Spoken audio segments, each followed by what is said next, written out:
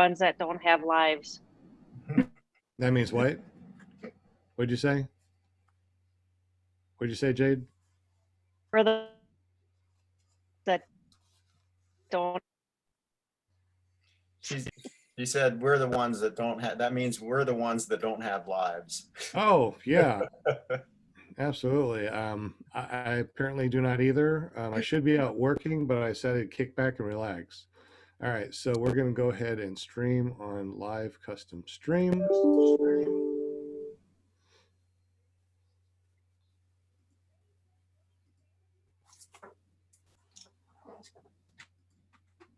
Connect streaming software to go live. Kent Stammy is already in the room. All right, we're ready to go live. Here we go. All right, we are live, guys, and this is the bonus episode 60, Moonshiners Flying. I see Kent is in the chat, so Kent, do you want to jump on and chat with us? Because if you do, you're more than welcome to jump in on Zoom. You wanna? If you wanna, let me go ahead and copy this meeting ID and password. Because all this is going to be just talking about paramotors and fly-ins, and I wanted to learn more about this moonshiners flying because apparently everybody wants me to go on to the moonshiners fly-in and meet up and hang out and do some para stuff. Wear my para socks, have my para boots, and I'll be ready to rock and roll. All right, guys, welcome everybody. Can y'all hear me? I hope so. Loud and clear. Okay, we got two people. We got 2 people watching and 4 people here in Zoom. Where is it being streamed live? It's being streamed over to Sean Simons. If you let me go ahead and send it to you here in the chat. So the chat. I went to that. There we go. If you click that link in the chat, in the Zoom chat, you should be able to go to the stream. There's Will Fly. He said hi. All right. So, anyways, here we are. And today, all we want to do is just talk about the Moonshiners fly-in. I put the meeting ID and password in the chat. So if you do have Zoom and want to join us and talk to us about paramotors, that's what this is all about tonight. Is just talking about paramotors. I don't have any guests. I don't have any show notes. I have no idea what's going on. I really need help. And one of the things that we were talking before the show in our pre-show, and willflypbg.com said that he has gone to a fly-in. So I guess real quick, Will, can you tell us about the fly-in that you went into and where was it? What was it all about? How many hours did you have when you went there, type of thing? What kind of pilot were you were? And are you planning on going on another? I know way too many questions. Go ahead. Just tell me what you know about the fly-in. Okay, well, the first fly-in and only fly-in I've ever been to was in Vail, North Carolina last year, the Fly It If You Got It. And I think I probably had about 40 hours at that point. Don't quote me on that. And what surprised me, the spoiler alert, I had a blast. And Oh, that's good though. That's good. Leaving that fly-in, I said, man, I'm going to go to every fly-in I could possibly go to this year. And unfortunately, you know how life happens, and I didn't make it to another fly-in yet. The biggest surprise for me about going to the fly-in was the fact that the flying part wasn't the fun part. It was the meeting other people, and just it made the sport so much more real. I mean, I before then was doing a lot of flying on my own, and when you meet a group of people like that are as excited about the sport that you are, I mean, it's just you're feeding off each other's energy. And so Fly It If You Got It was the first one. The next one I'm going to is going to be next week at Swanee. And I'm totally looking forward to it.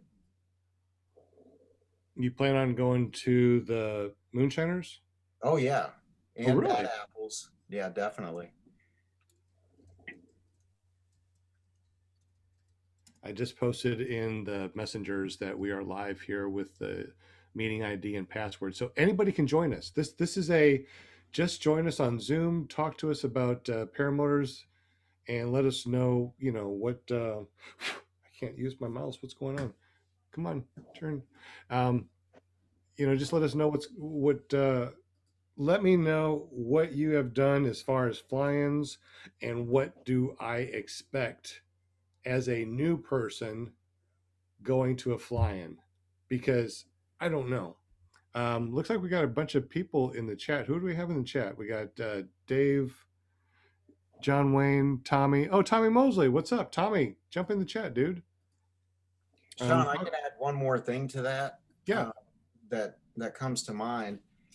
Even though it was my first fly-in, I think the thing that really helped was that I didn't go there not knowing anybody. I mean, I went there with another group of guys that I'd been flying with previously, and they kind of took me under their wing and, you know, Okay. little tips and tricks like, you know, keep your head moving and looking for the other guy. That made it a lot more comfortable. So you've already got that knocked because everyone there is going to know you. So, but There might be one or two people that know me, but that's about it. oh, come on. What? You're in for a treat, an absolute treat. I'm looking forward to it. I think it's like a 12-hour drive from here because I have to go to the other side of Tennessee and I live in Arkansas, which is not bad.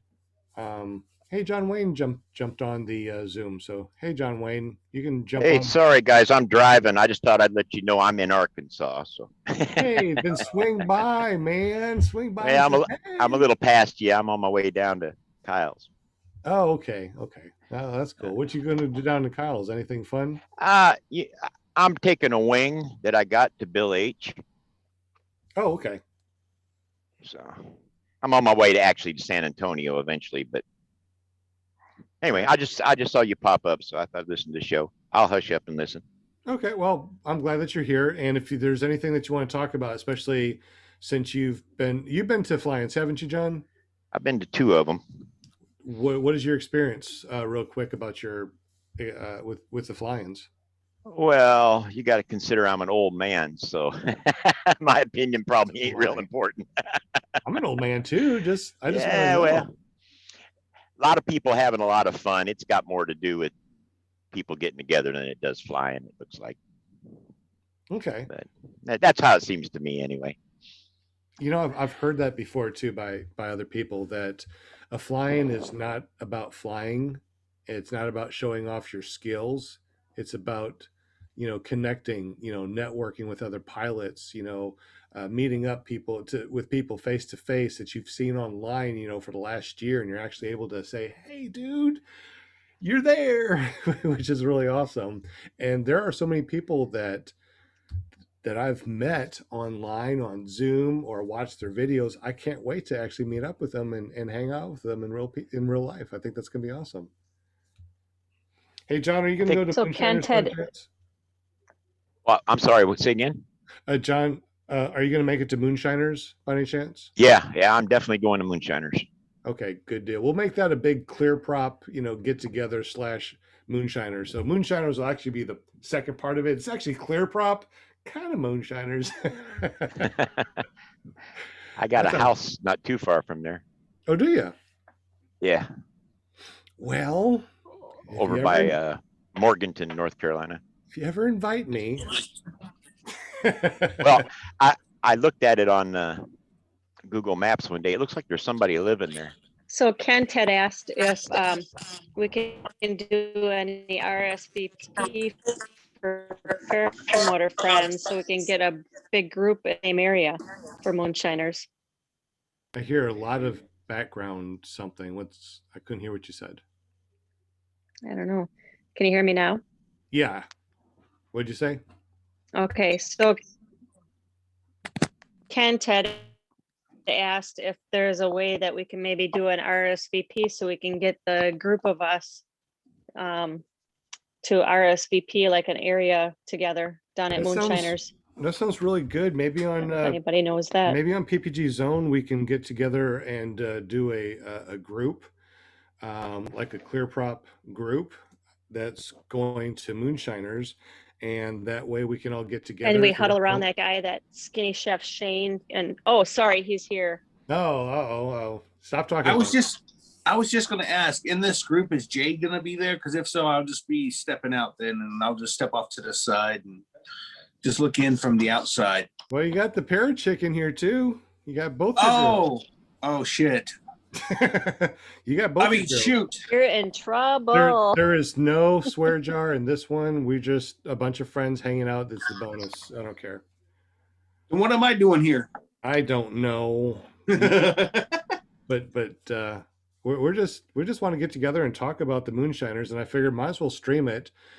Open up the Zoom so anybody that wants to talk with us and give us their experience about being in a fly-in, let me know what to expect.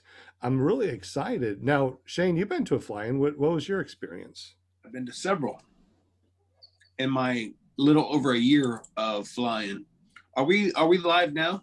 Yes, we are. We're streaming live. Oh my, okay. Uh-oh, hold on. Somebody's got ads before his show starts. Jeez. I got to get gas money somehow so I can get to the fly-in. I'm just saying. Well, Dave Wolf's in there. Kent's in there. Really? Will Fly, which I'm meeting this weekend. He's actually taken my offer, and he's going to be in one of the tents, one of the two tents that I'm going to be at or be in, whatever you want to call it. So that's pretty cool. I get to meet him, and yeah, the weather looks phenomenal for Swanee this weekend, or for next week. And Swanee is where in Florida? Yeah, it's in Live Oak, Florida.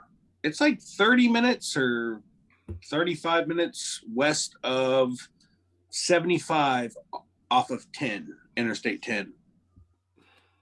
But the more and more I look at the winds, I think the highest the winds are like 6 or 7 miles an hour. And the highest chance of rain is like 14% on Sunday. So it's going to be nonstop flying. Well, because it's a fly-in, nonstop. Yeah. In the fly-in. So how many people normally go to these fly-ins? Depends on which ones you go to. I mean, let's see. So I left school last year. What was it? The first week of November, I finished school for flying, and then drove home. Blah, blah, blah, blah. The wolf is in the house. He does a cooking show, but doesn't cook. No, I'm not on. They can't see me. They can't hear me. But this, I mean, my God. Oh, Remember, we can't hear him. I don't know if you met Shane at Purdon's, but my God, remember he just wouldn't stop talking. Oh my gosh. Yeah, it's crazy. I can hear somebody. I can't see anything though. What is this going on? I don't know how to use Zoom. Is this thing on? Oh, there's a green light. I gotta go. No, Oh, hey, just sit there Shane. until What's up, someone buddy? honks. Hi, Sean. How are you? What's up, the wolf? So nice to see you guys. Glad you weren't What's up? talking about us before you came on. You were talking about moonshiners. Cody called me today. He's the guy that runs Moonshiners, and he's got a school down there. And Yeah. he just said it's going to be bigger and better than ever this year. So he's expecting a lot more. I think he had like 150 people maybe last year. And he said he's expecting a much bigger turnout. So it's going to be awesome. So I can't believe you've never been to a fly-in. Is that right? That is true. That's why I just totally hijacked Shane. I'm sorry, Shane. That's fine. I'm used to it. Okay. We're not. Oh, Shane. yes, isn't working now.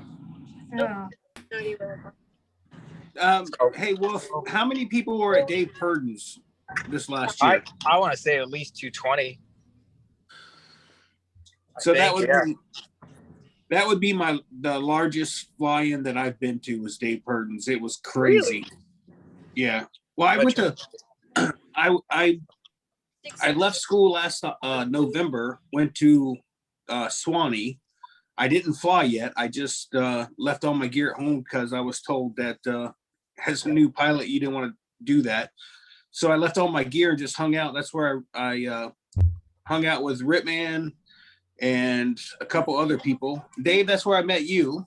That's right. No, didn't For the we meet first at, I thought we met at, oh yeah, it was Swanee. You're right. You're right. No, that was the very first anything I've done because I just got done with school. So You and I have been at 3 fly-ins together. Did you know that? yes, and I still can't get rid of the itch. I mean, what? Well, you talked to Nick about that. I don't know. Oops. Ooh, whew. So yeah, 3 fly-ins with Paramotor Crazy. Swanee was my first one, then Dave Purdon's, and then the oh no, I'm sorry, it was Swanee, then the Poker Run, and then Dave Purdon's, which by the way is still my all-time favorite just because of the scenery. Yeah, it's good scenery, man. I was showing someone the other day. That's where I flew over my bald eagle and flew next to him on the tree. Oh, it's amazing. Hey, And Dave, fish. it's happened to me 3 times of flying with an eagle, and every time all I can think of is don't scream like Dave Wolf. That is funny. You're right there. 664 hard. Switch that. Which one? This one? I thought it was 664 hard. All right. Sorry, Kent guys. I'm just dropping off my daughter. Kit Stamey said Vail, North Carolina was his. Well, he was at that fly-in there. I was a comic relief for Shane when he when he was rolling on the ground laughing at some guy hooked into his wing backwards. Oh my goodness. I would not say I was laughing at you. I was very concerned for you, Kent. Very. He was kiting his wing and he was hooked in directly to it, facing the wing. Are you saying So- Kent? You saying Kent? Like Kent Stamey Kent? Yeah, Kent Stamey. That's how him and I met. Oh. I seen him at Vail, North Carolina. He was kiting his wing, but what he did is he walked up to his wing and picked his risers up left and right and hooked them to left and right on his harness. He didn't switch them over. So when he lifted the wing up, there was no crisscross. If he would have spun, he would have then been in a crisscross. Am I explaining that right? I think I understand what you're saying. So if you put your left riser and your right riser on the ground and you walked up to it and you took your left hand and grabbed the left riser and hooked it to your left carabiner and did the same thing with your right one, not crisscross them, not flip them over, so that when you're kiting and you turn to run forward, if he would have brought his wing up and then turned, then his lines would have been crisscrossed. So it was backwards. Oh, okay. So I spent, I don't know how long out there with him. And I kept telling him, I said, dude, I just learned to fly not that long ago. So I don't know much of nothing, but I do know that's not right. And he's like, what do you mean? And just to go into detail about teaching, it is very difficult to teach somebody because you don't know who they are. You don't know the person. You don't know how they do or don't learn. And I had to go get my wing, hook into my wing my way, and then kite the wing. I couldn't literally tell him how to do it without like fumbling over step 1 to 3 to 3 to 2 and then back to 5. Like it was all screwed up. So I had to let me go get my wing. I know what I'm doing with my wing. So, but I got him. He said he's been kiting that wing that way for over 3 months. I won't tell you what school he went to, but if you see something in the sky and you cannot identify it, it's called a what? Identified flying object. Something like that, yeah. Okay. So I don't think UFO is operating anymore, is it? I have no idea. Yeah, I think that's been shut down. I thought I seen some advertisements on Facebook for UFO. Oh, gotcha. I gotcha. I see where you led us there. I like that. All right, very good. See, I'm trying to be nonchalant. I've learned from others. Yeah. It's like the So, next best thing to free training right there. Hey, I got a question for. Oh, go ahead, sir. I was going to ask Sean a question. Sean, since you've never been to a fly-in, what's your expectation? What do you envision is going to happen at the fly-in? well, from what everything, I've been asking this for a while, about, fly-ins, and I've been watching people that, have gone to fly-ins. I talked with Shane and other people that have done fly-ins, and they all said the same thing. It's pretty much, there's a lot of people in the air. There's a lot of people flying. A lot of people try to show off, but nobody really cares because everybody flies. But 9 times out of 10, it's there for networking, hanging out with people that you've met or haven't met online, but seen their videos or maybe on Zoom or maybe a podcast. And then you actually just, hang out with them and see who they are and go have a beer and eat some food. And some of the fly-ins can be big parties, and most of the ones I've been to, and Shane, you tell me if you agree or disagree or if you feel differently, but most of the ones I've been to, like, it gets dark out and maybe an hour later everybody's in their campers, trailers, whatever, and they're going to sleep and we're done. Except for maybe like one night some people may stay up till 11 o'clock, but for the most part, what do you think, Shane? I mean, about an hour later everybody's pretty much zoning out or it's getting quiet. I think you're completely wrong. I think you went to bed with the old people. Because I cannot tell you, when I come home from a fly-in, Linda, stop laughing. He's talking about you. No, seriously, I stay up until 11, 12 o'clock, and then I'm up at Whoa. 11 or 12? What? every night. What are you, 18 or something? No, my problem is, and I've been this way since I was a little kid, when there's fun to be had, I can't go to sleep. Yeah. And I'm afraid if I go to sleep, I'll miss something. So when I come home from a fly-in, I will literally get home and probably 5 or 6 o'clock that night, I'll go to sleep and I won't wake up until the next morning. No, that's true, because I did hear you were up hanging out a lot with I forget who it was at the poker run every night. Oh my goodness. Well, yeah, I think the same guy was bragging about the steaks. I think the same guy was bragging about the steaks his wife and his daughter ate that. Their daughters ate good, man. They had some good steaks, I heard. Oh, there's so many little inside jokes happening right now, Shane. All I know is next time, bring a gallon jug of A1, because paper plates hold almost a half a bottle of that stuff. Man. Oh man. Look at Dave. Yeah. All I know is you ragged on me. All I know, Dave, is you ragged on me all weekend long, and then when you told me about the steak incident, I was so joyous inside of my heart. Yeah, I was just like, oh. I couldn't believe it. I was dumbfounded, dude. I'm like, really? You just okay? Cool, man. Let me feed him. I spent the entire weekend dumbfounded. Are you kidding me? I still hold a grudge. Oh shit! My dinner just got to the door. I gotta get home. Uh-oh. Okay, bye. Yeah, you know it's kind of Lindy, funny like that, the new president? Travis had the Travis had the hang test. You know what I'm talking about? The thing that you do a hang test from. It almost looks like a swing. Man, those people were swinging on it all night, man. You call them the greatest swingers in the world, right there. Wow. All right, that's it. I'm done. Amazing. Wow. Did I go too far? Just tell me. No. Okay. I guess I'm gonna have to talk to you guys, not on air, and find out really what's going on. Yes. Oh. So Sean, Nice helmet, Amy. Sean, you'll be amazed and not shocked all at the same time. Interesting. That's me every day, like living with the parents, okay? I live that every day. Amazed, but not shocked. But it's all love, I love it. Linda, you realize they're laying in bed. What? They're laying in bed right now going, she's amazing, but we're not surprised at the same time.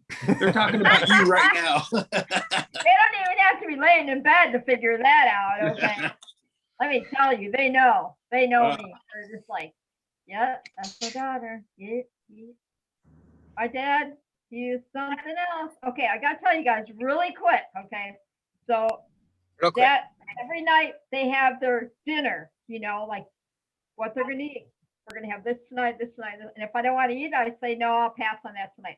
But tonight my dad's like, we're gonna have he goes, we're gonna have fish fry tonight. I'm like, cool, okay, I'll be down, you know, because I have a little upstairs hideaway, whatever. And I come down and my dad has onion rings because I had bought onion rings last week to have with the steak on Monday, okay, like those Red Robin onion rings, okay. So Sounds he has good. it all on a little Sounds dish good. and everything. And then he has the popcorn shrimp and the other, and my dad's 94, right? So he has the other popcorn shrimp that I bought last week left over in the other pan. And so I'm like, what's for dinner? And he goes, oh, I got this and this. I'm like, oh, cool. Because last week we had perch. And I'm like, well, where's the fish? And he says, no, this is dinner. The fish is the popcorn shrimp. So I'm like, I'm going to die tonight because I'm having onion rings and popcorn shrimp for dinner tonight. But what are you going to do, right? What's you gonna do? You don't argue with the parents, just like when you're growing up. This is what you're going to eat. Okay, mom and dad, I'm going to eat it then. Like eat your vegetables. Yeah. Anyway, I had to share that. All right. So Sean. I just got home. I'm gonna go eat dinner, but Sean, Go eat. Yes. besides Okay. moonshiners, what other fly-ins are you going to this year? Do you know? That's it. That's the only thing I can do so far this year, and that's the only thing I'm actually planning on doing right now. It's just You're not me. doing bad apples? No, right now it's pretty much sorry, everything is up in the air right now, and we'll just have to wing it. But I know for sure that moonshiners will be something I'll do. All right, cool, man. Well, can't wait to hear how you enjoy it. Wait, that's like not till August? Exactly. Gotta. We can talk August them into 4th. bad apples by then. I hope so. I I hope so. What's up, Jake? Hey, We'll talk them into it. I hope What- so. what- All right, guys. Wolf, real quick before you leave, hold on. Wolf, before you go, what fly-ins are you doing this year? Oh my God, there's so many, and we have so much stuff. There's some personal stuff going on that I'm not going to talk about, but we also have lacrosse tournaments, and there's so much going on. I'm definitely doing bad apples, and I'm almost positive I'm going to do EFD. If I go to Dave Purdon, it might just be for a Friday night because I have to work too. We'll see about that. I'm going to miss the Michigan one, which I'm really bummed out about it because I was at that last year. But right now, that's all I'm planning. Okay. I have to work. There's so many that I want to go to, but I can't. I'm the same way, Dave. I gotta work, unfortunately. Damn, work's getting in the way. I can't wait till we all retire. Damn work. I know, right? 8.5 more years. But like, if I go to EFD, We're this gonna be year, a bunch of party animals retiring. we're gonna grow old together, all of us. But if I go to EFD this year, I'm not gonna go next year, which will free me up to others. But I also want to paraglide next year. So, all right, I'll talk to you guys All right, later. Dave. Have a good night, everybody. I'll be watching Thanks for later. jumping on, Dave. Bye bye. Thank you. All right, Sean, Bye. to answer your question about what to expect Okay. at a fly-in. All right. So the ones that I've been to, which I don't know if a poker run is considered a fly-in, but I mean, it was really the same thing, but except for we all left and then came back. So, I don't know. We all landed somewhere else and then ended up coming back. Some of us by paramotor, some of us by vehicle. But anyways, every time I go to a fly-in, it's just you meet so many new people. You end up so my back ends up hurting if I stand too much, and I never seem to sit down the entire time I'm at a fly-in because you just go from one person to another, and you just meet new people and people that you've interacted online with, and then you get to meet them in person, and then you get to have a real conversation with them, and it's the camaraderie. And I just, to me, I'm a social butterfly, so it's amazing to me. you know, I can't get enough of it. No, not you, Shaney. Uh-uh. If I went to one of those things, I'd be the same way. I would never sleep. I'd be like, hey, hey, hey, hey. We Did you see what Kent said in the chat, Shane? So Yeah. Shane has already volunteered to cook for the Clear Prop fam at Thank you. Moonshiners. So Amy, are you covering dessert? Amy, are you still there? Yeah, we're playing with my new helmet. It just came in the mail today. That is so awesome. We're playing, trying to get the chin strap right. I love it. This looks good on me. It's like the first helmet that actually looks good on me. You look, Yeah, you, look like you an look ant like an woman. aviator. You look I like a know, real isn't it great? aviator. Hey, you want to know something? Let me go tell you this. Okay, no, my frame was bright orange, right? So we were talking about making my helmet look like tiger eyes or whatever. Look at this. Got little built-in cat eye things already. So we were just looking online, couldn't really find anything. Then we looked some more the other day. That's what I'm getting to. He's trying to tell me what to say. So we were looking online again, and we started talking about, well, he said you can dip your helmet orange if we don't find an orange helmet. Then I was like, oh, good, we'll put tiger stripes on, because I'm going to put stripes on my orange frame, you know? And we started looking, found the perfect hydro dip for it. Orange with black tiger, it's just perfect. And then I told him we could still get some tiger eyes and put right here. It's absolutely perfect. So my helmet is all gonna be tiger hydro dipped. He already ordered it, wait for it to come in. But look, I did not want a football looking helmet on my head. I've painted with those. This is cool. I actually look good in this. I like it. I like it. And then with the tiger, because my alma mater are tigers. So that's why it's gonna be perfect. So then I just need to get my combs in my ears. Really good. Your dog's like, what do you got on your head, Mom? Yeah. Amy Yeah, is a I'll never do dedicated Amy is a dedicated tiger lover. The way she cups a tiger is like no other.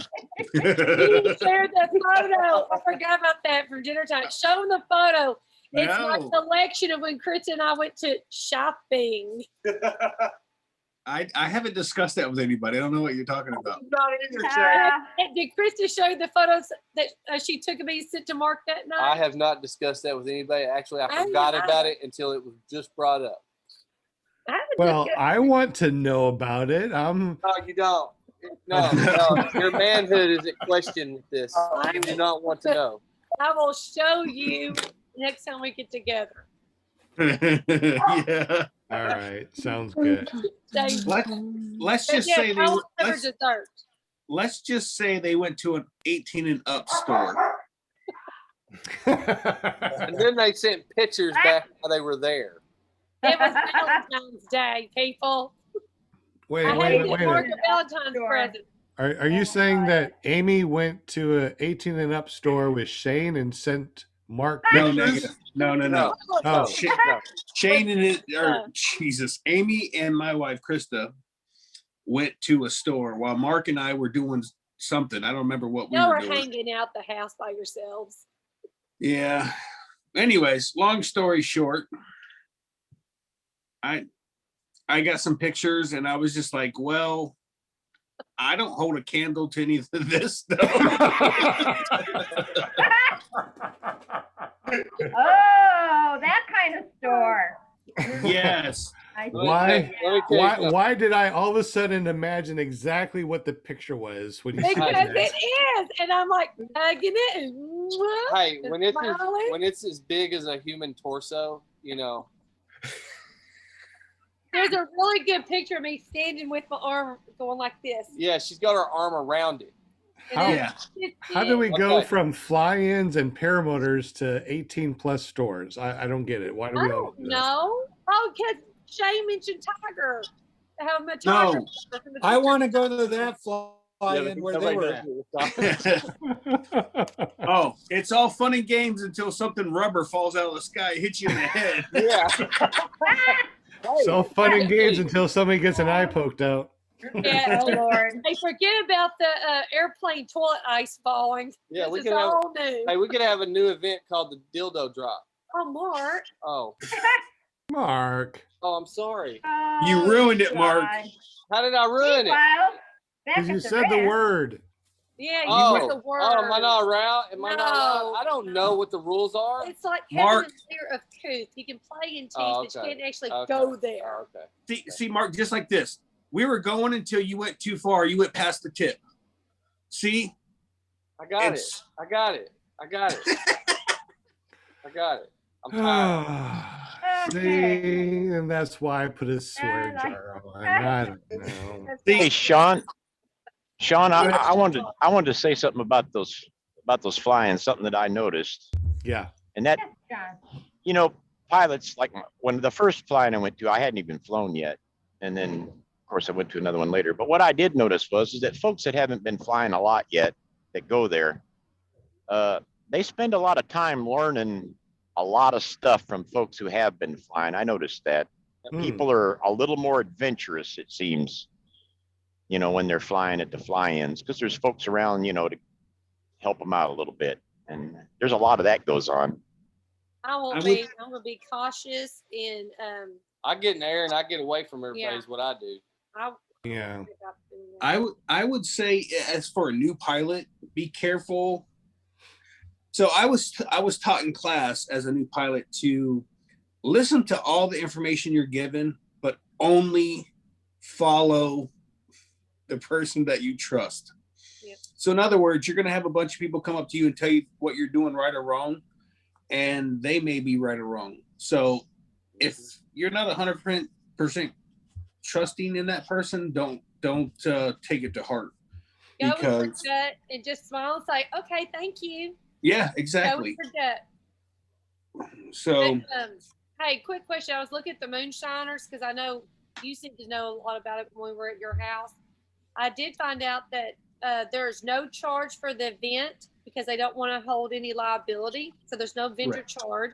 I forgot to share that with Mark. it's just $20 a night for camping For or something. camping, yeah, camping, but no vendor charge. So that's good for him. I completely forgot to tell him because I didn't want the liability. And also, I did understand you correctly because I want to make sure I didn't lie the other night.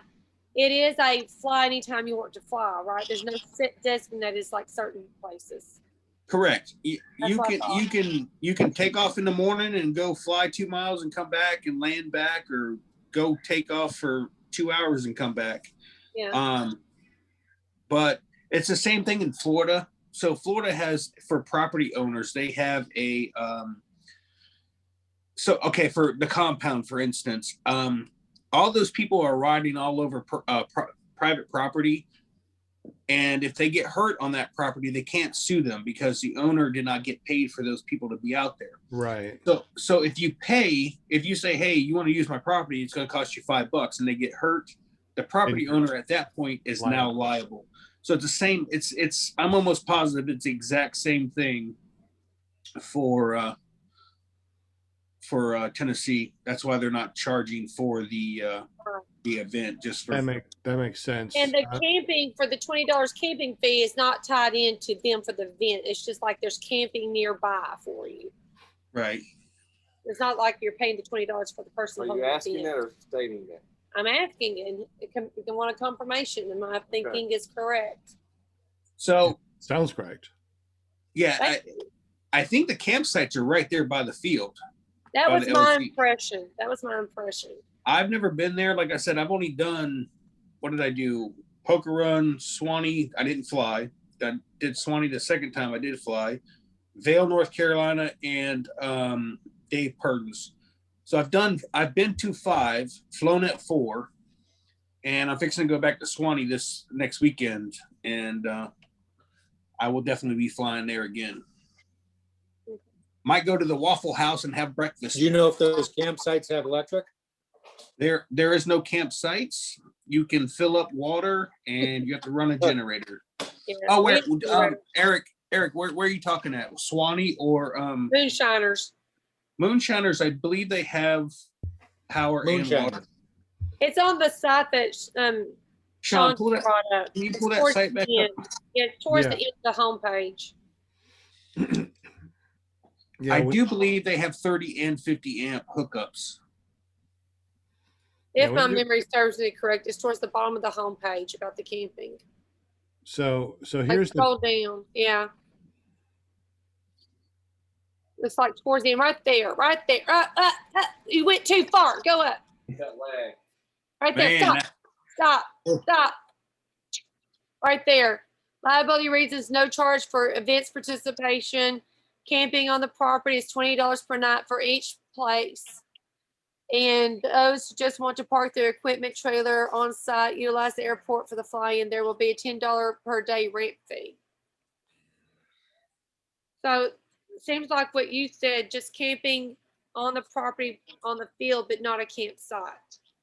Oh, looks So- like there's going to be a NOTAM also, so we don't have to worry about other flying vehicles colliding with us. That's really nice. Yeah. So it doesn't say anything about actual power or what No, have you. no. It's just camping on the property, $20 a night for each pilot. And for those who want to park their equipment trailer on site or utilize the airport for the fly, and there will be a $10 per day rent fee. So we'll bring our generator. So I throw mine in my truck. I mean, I'm showing up in my utility or my cargo trailer, which by the way, I hooked up the air conditioner and the 2 vents tonight, and my camper right now is sitting at 57 degrees. cool. You can hang meat in that, huh? Hey, I just plan to hang meat. I mean, just be in there myself and relaxing. Hang meat. Don't need a refrigerator. Just leave it on the counter. I love it. Right. That's pretty cool. Hey, since y'all talk about desserts, I've got some brownie and cookie recipes I'm trying, and those, if they come out the way I want them to look, the way I think they should, I'm going to put them on the site, and we're going to take the pies down and only have the handheld pies for featured flavors for events to sell for resurgence, but brownies and cookies will be shipping items. So, and I'm going to I think I'm going to change it to where I have a menu where people can order the cookies or brownies for their own mixes, tell what mixes they want to be to customize them. All right, got 2 questions. Well, 1 question in the chat from Nick Griffin talking about the if you charge, you can have them sign a waiver. There's always ways around suing somebody even after you've signed a waiver. I know that firsthand. I've had a friend of mine that signed a waiver, got hurt, made a lot of money. He's missing an arm now, but he got paid for it. Kent Stamey said we can all just set our generators by Shane because he doesn't mind. If they're inverter generators, you can totally put it by my trailer. I don't care. And then Brian Waller's in the chat now. He said left brake, left brake. That's our Brian Waller. What's up, Brian Havel? Hey, Brian. I get excited about my peeps. You know that, Sean. Absolutely. My Monday night, I call them my Monday night peeps, right? Yeah. Yeah, I always get excited. Linda, if you fly into the closest airport to Moonshiners, I will come and pick you up. Oh, that'd be cool. Oh, wow. When's that? August 4th through the 8th. Oh, I got lots of time to plan that shit. it's my birthday weekend. I want lots of presents. August 7th. Jesus, we know. So Eric remembers, he listened. That's right. Hey, Linda, we can just stop and pick you up on the way. We'll be passing your house. There you go. Yeah, pretty much, huh? Well, I don't know. In August, I might not be here at the parents because I'm waiting for another place to open up by summer. So I'm going to be out of here before August. Where are you going to go? You're already getting kicked out of your parents' house again? They could never do that to me. No, they love me too much being here. I'm serious. Probably, I'm looking at the Holland, Michigan area or Petoskey because my son lives in Petoskey. And then my this area. I know. Yes. See, you got it, girl. Yes. See. Okay. So my parents are down here, and then my son is in Petoskey right here, and Holland's like kind of, and Grand Rapids is like right there. So yeah, It'll be right there. that's right. That's how we do it, right? Where Yep. do you Hey, live? In hey, York? we got Resurgence PPG in the house, by the way. What's Oh, up? yeah. Welcome. So, Yeah. and whoever picked up Linda, I want to see them with a chauffeur hat and roll out a little red carpet for her. The problem with that is she won't be able to fit that big head of hers after that into the vehicle. Oh gosh, that'd be cute though. I'm the queen. Hey, Sean, have you given that topic any more thought on the wing? Which particular topic? Donation. The wing. The special. The special. Well, I think the topic is something that you and I need to talk about, not on. No, not here, but I'm asking you. Have you thought about it? I've been thinking a lot about it. What are you doing tomorrow? Anything? Give me a call. Sure. For all of you that are wondering, don't worry. It'll all be revealed on Monday. Monday. Monday. Amy? Yes, sir. Kent said, don't forget, his birthday's March 17th. He will be at Kylo's. So he's now gonna we be know. he's gonna be at Kyle's on the 17th, not this weekend, but the 17th. March 17th. Okay. So when he'll be in class, he's training with Kylo. Yeah.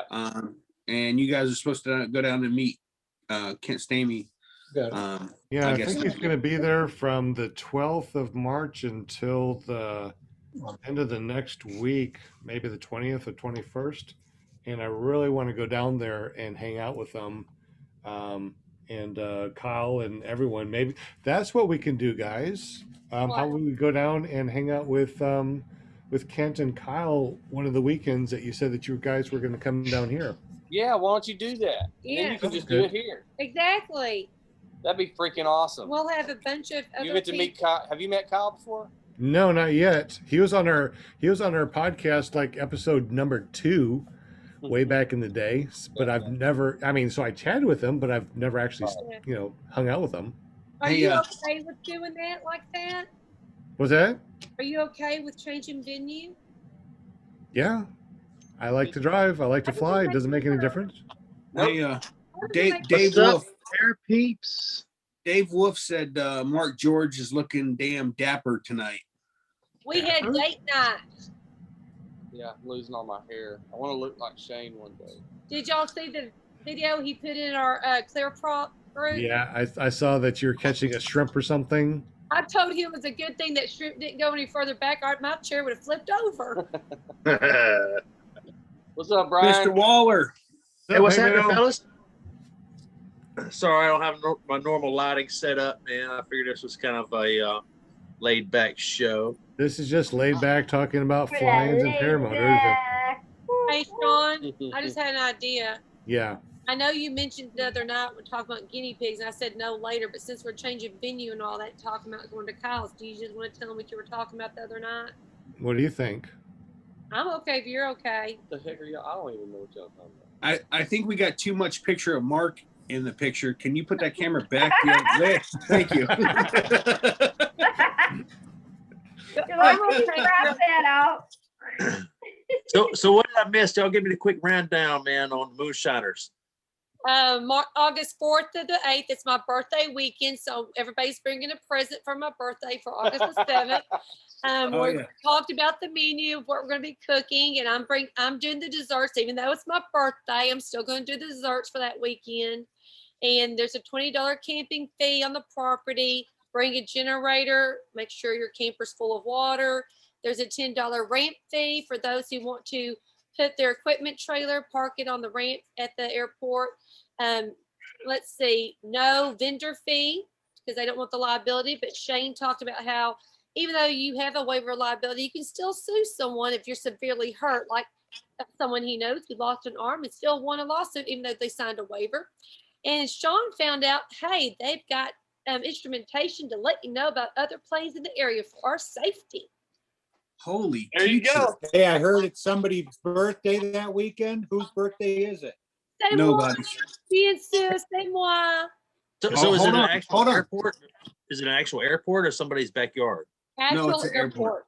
It's a, Okay. it's a real live airport, even though it's in the Tennessee mountains. By golly, they know how to make an airport. I would just like to say before Amy's birthday would be the start of August 4th, which is the wife's birthday. So bring presents for both of them. Chris, Oh, man. August, Yeah. August 4th is Krista's Well, birthday. wait a minute. okay. I will Yours- have Chris's birthday present. I will hook her up. Well, I had to go back to that And we adult store ditched and my get birthday your, for EAA. Do what's what? that? Jade, what'd you say? We ditched my birthday on EAA. Well, I will get you both new helmet ornaments from the adult store. Holy moly. Hey, wait. Is this show still PPG rated, man, or we're not worried about that tonight? Apparently there's no swear jar, and this is just talk about paramotors and hang Oh, out. yeah, Brian, you already missed it. Mark already ruined all that, so there's no swear Yeah, jar. Mark You- ruined it Amy- Ron, horribly. you've lost control. Amy, just No, but you Amy? said word. hold on, Amy and Yes. Jade. For a hint on what your presents will be, all I'm going to just do is this. All you do, I was gonna ask you, is it suction cupped?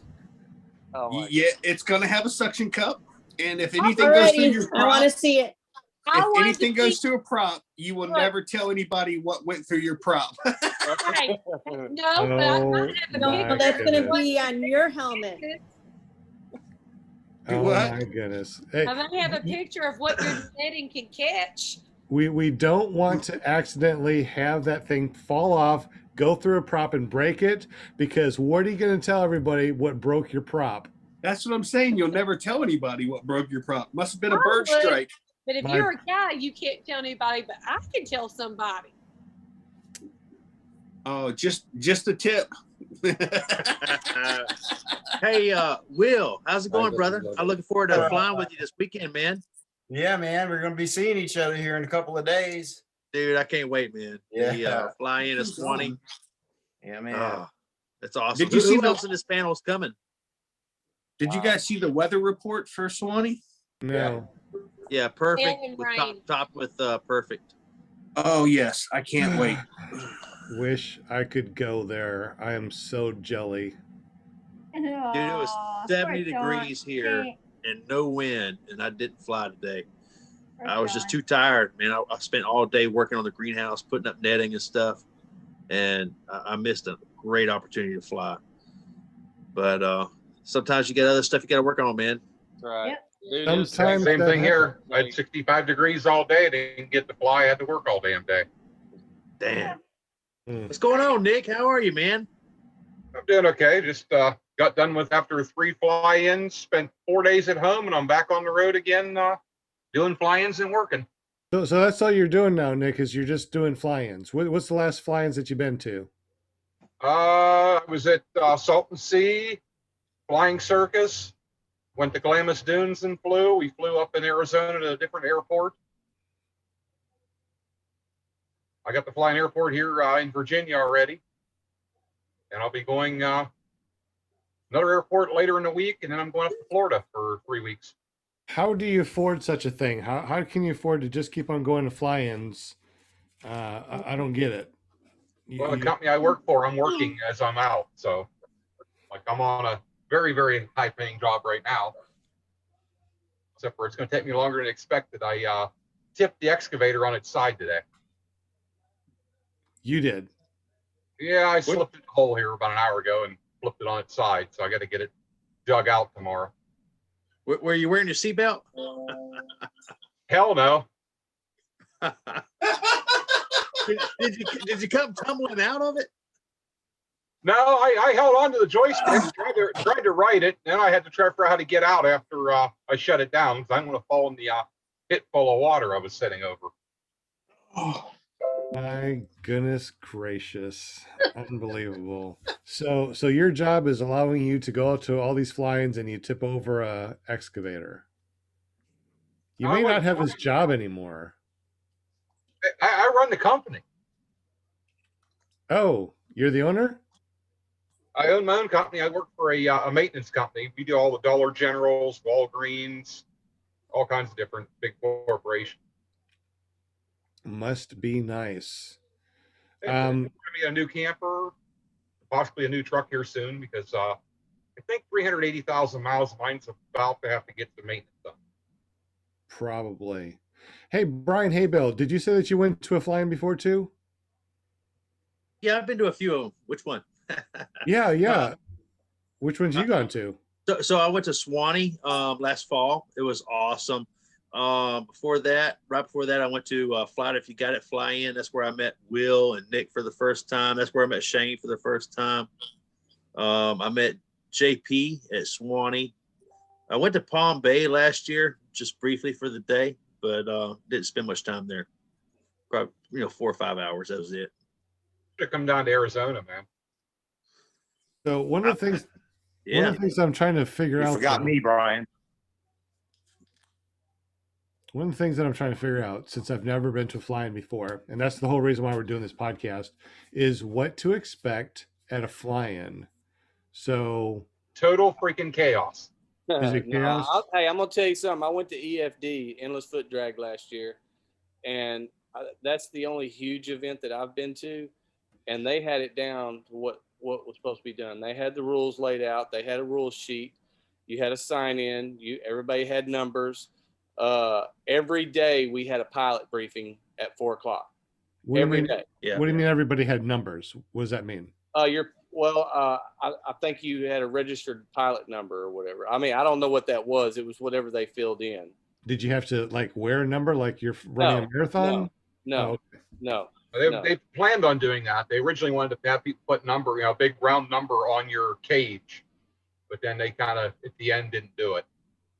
So, but I like the fact that they had a pilot briefing every day, because if there were issues arising, they were things that could be addressed immediately, so there weren't more mistakes happening. They'd go over, they had events laid out for every day, like kite wars and different things. They had classes. A lot of your experts were there, guys that know how to repack chutes and safety precautions. A lot of people that were instructors.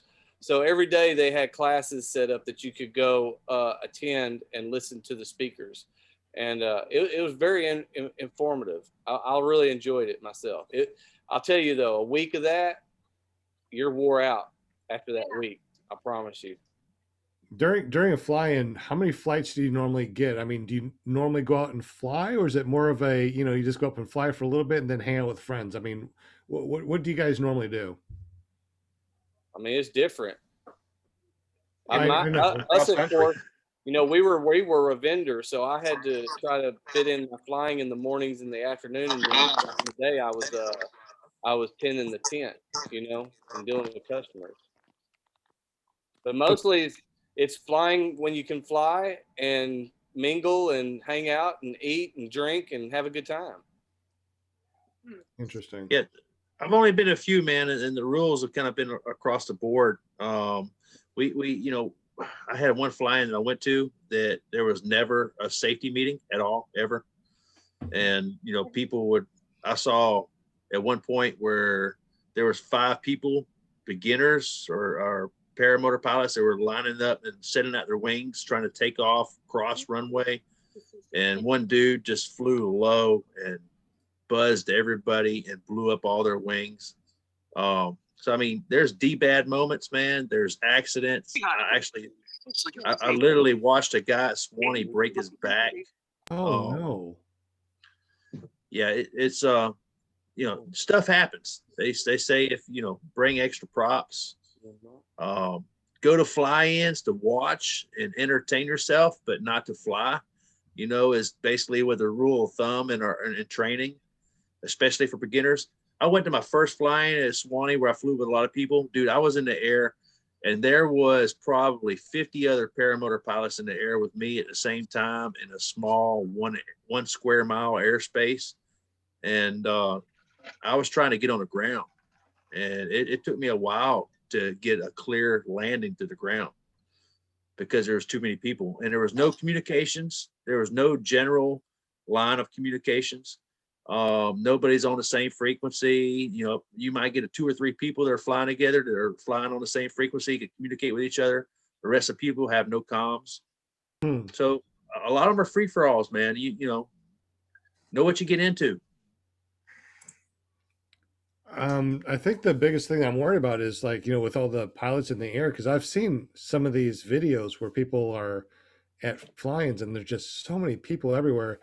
I think I'm worried more about, you know, mid-air collision. How often does that happen? Keep your head on a swivel. Right, but how often does that happen at a fly-in, mid-air collision? We had 2 of them at Salton Sea. One at Moe's, and then we had 1 death out there at Flying Circus. Yeah, I saw that. Like at Swanee, they told people when they got there, when they had a couple of safety briefings, was tell people to stay in a left-hand pattern. You know, so there's certain things you can do, but you got a lot of Swanee. That's because of the airport. Yeah, stay in the pattern. Yep. Always familiarize yourself in an airport. They either have a left or right hand pattern. That's what you need to stay in. Because the aircraft knows to look for you. I guess the biggest thing about Swanee is they have a medical helicopter there, and when it comes or goes, you get the hell out of the way. It comes first. No, it's not because it'll knock you out of the sky, but they're going or coming back from a call or going to a call, and the last thing you want to do is slow up getting someone medical help by being in the damn way. So when that thing starts turning on the ground, you either fly away or get down and get out of the way. And they'll tell you 52,000 times, do not fly over the runway. You only get your warning is when they tell you don't fly over the runway at Swanee. So don't fly over the runway. I think the only rule on flying over at EFD was not flying over the campers or over the hangars. We weren't supposed to do that. You don't mill above the field. They want you to take off. You could go out in the field out past the landing and takeoff zone. Yeah. They didn't want you hanging around the LZ for sure. But I mean, everybody was real respectful with that at that event. And even at like at Moe's Flying Circus, which there's 150 guys in the air at one time, it was everybody was watching out for each other. There was no major issues, even though there was at times there'd be 100 guys in a half-mile area just flying together. Going back to the new pilots, I still consider myself a very new pilot, even though I got just over a year. Something to remember as a new pilot, if you're not one of the first ones up in the morning, you're going to have a hard time getting in line and taking off. You're going to feel a lot of pressure. And in the evening time, everybody's going to come in pretty much at the same time. So remember that if you can land 15, 20 minutes before the sun goes down, you'll have a lot more room. You'll have less obstacles, which is people coming and landing and taking their wings up off the field. I did that at Dave Purdon's. If I wasn't one of the first couple ones up in the morning, I felt too much pressure. I still flew, but it was hectic. But I went live on Facebook almost every night that I was there because I landed probably a good 30 minutes before I had to, just so I didn't have so much of the obstacles on coming in to land. Yeah, same here, man. Yeah, I did the same thing as Swanee. I landed. It was perfect flying conditions. There was a bunch of paramotors in the sky. I want to watch the sunset, but I knew if I waited till and watched the sunset, I was going to be coming in with 30 other people. Yeah, and I was still a beginner. I still like to land before sunset just because, I know it gets really dark really quick. And during the summertime, the mosquitoes and the bugs just swarm like immediately after the sun sets. And that's a bother. I don't like that. Bugs. Ew. Don't come to Florida. Good Lord. Been to Florida. I dig it. Not at that time of night. Well, hey, Sean, yeah. we came on, you were talking about the moonshiners, and we got sidetracked on Swanee, I think. But so what's your plan, man, on moonshiners? You're coming, right? 100% I'm going. This is the only one that I actually plan on doing just because of everything that's going on in life, right? Okay. But I will make sure that from the 4th to the 8th, I will make sure that my work is taken care of, and I will make it there no matter what's going on in my life. I mean, cross our fingers, nothing horrible happens, but as far as I'm concerned, I will make it there. And this is the only one that I'm going to make it to. So I'm going to make it to this one. Who wants to be there and who wants to hang out, make like a big clear prop get together over at Moonshiners. I would love to do such a thing. Yeah, man, I'm going to be there, brother. And I'm going to do what I can do to help you get there. I'm planning a trip to New England, July and August time frame, anywhere from 4 to 8 weeks, to however long I can make it work with the greenhouse. I'm going up to Maine, Pennsylvania, Connecticut, New York. Got a bunch of people I want to fly with up there. And I'm going to plan on probably hitting this one on the way back. But I will be there. Whatever it takes as far as scheduling goes, I plan on meeting you there, man, for the first time. For sure, brother. We're going to party like it's 1999. Oh, yeah. I love I started that. partying in 1999. I hadn't stopped yet. Well, we got some birthdays that we have to, celebrate while we're there. We're going to just get together and, get together as a big clear prop, peeps and stuff like that. And we just got to go. I mean, we got to make it happen. Shane said he's going to make steaks, I think. And Amy said she's going to bring her special pies. So this is going to be good. I'm excited. Sean, Kent was talking in the chat earlier about that. If we can do like maybe whoever on the panel wants to join in or whatever, we kind of throw a donation together and we just make a big cook out of it all weekend long. That would be awesome. And we can, cook breakfast, lunch, and dinner, and everything's already covered and paid for. Oh, I like that. So what you're saying is let's put some money in the pot for clear prop food, buy all the food. Then for the time that we're there, we don't have to worry about spending any money for food. We got it. Hey, there's this pirate that you might know that lives in the North Carolina area. Yeah. And he's going to be there. And he also has access to all kind of organic meat. He's got buddies that's got farms. And when we came to Florida a couple of weeks ago, he showed up with all kind of meat, man. We cooked all kind of sausage and steak and pork chops. He's going to be bringing us some stuff, man. Brooke, hook us up. I hope he's out there and hope he hears us. Is he in the chat? Is he listening to this? I don't know, but he'll hear me. When you call him. Yeah. It's like, yo, this is what we're going to do. Hey, I also heard too that we might have a new co-host on the show. On which show? On our Clear Prop show. I like that, Shane. Which I think there's I got so many going on. I think that there's something called clearproptv.com. There it is.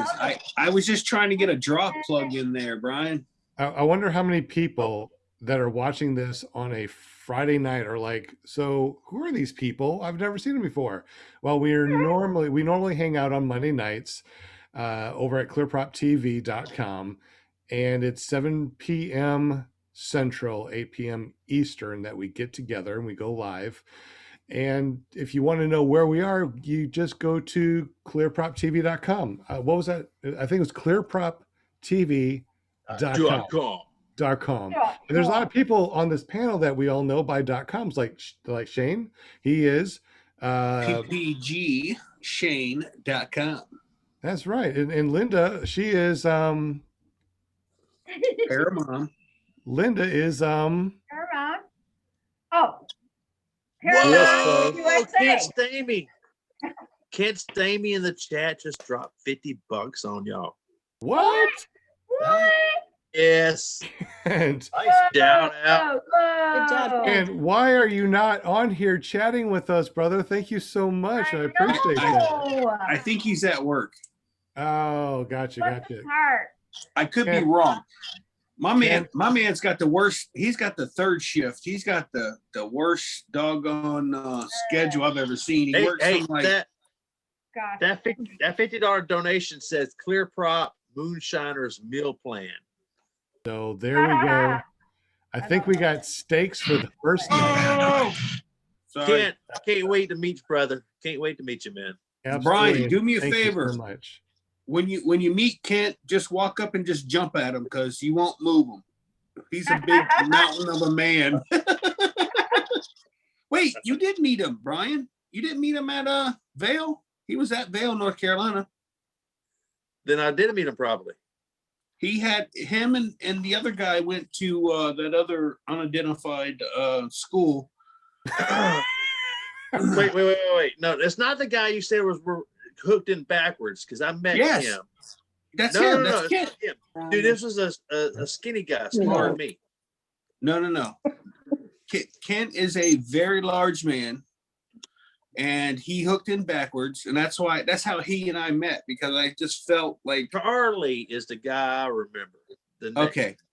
hooked in backwards. There were 6 pilots. Well, I should say there were 6 ex-students. I gotta go get some more vodka. I'll be right back. All right. If I remember correctly, there were 6. Amy, do you still have ears or did they stay in the helmet? Amy's muted. I was playing around saying, "You put my helmet on." So I put this on. I said, "That's a bicycle. I mean, the motorcycle football helmet. Look, I didn't want." And he went and ripped it off. I was like, "You about took my earring out." Because we first tried to do it, the cheese strap was still on. Then he would pull it off and do it. I was like, "Ow, my earring!" He's like, "Oh my gosh!" So yeah, my right ear is really red. My earring almost got ripped out. So Bill, we got a new helmet. So Bill, this is my helmet. That was Mark's. And it didn't have that football motorcycle look I didn't want. And I got this. It's the only one that looks good on me. And Bill, we're getting it Tiger Shot Hutter Drip. So there we go. I don't think you can wear the earrings with the helmet though, Amy. No. The earrings will kind of like squish your little earlobes and like fall, Well, the other times I've gone up and had a helmet on, I've always had these earrings in. Mark got them for me for Valentine's one year, and I've never taken them out. The only time they've come out when the back came off one time, but I found it. But I've always flown with them in too, with helmets. Okay. This is the first time Mark's taken a helmet off of me. Hey, let me ask you. The earrings. Hey, Kent Stamey in the chat, if you could put in there if you met Brian or not at Vail. He had Major, the white American Bulldog. Oh shit! I'm gonna have to change it. There we go.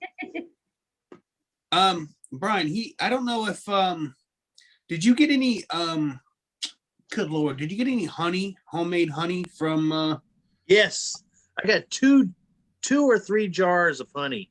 Yes. Okay, so it was a heavy set older guy, and then there was Kent, just a gigantic mountain of a man. When you see him, you can't.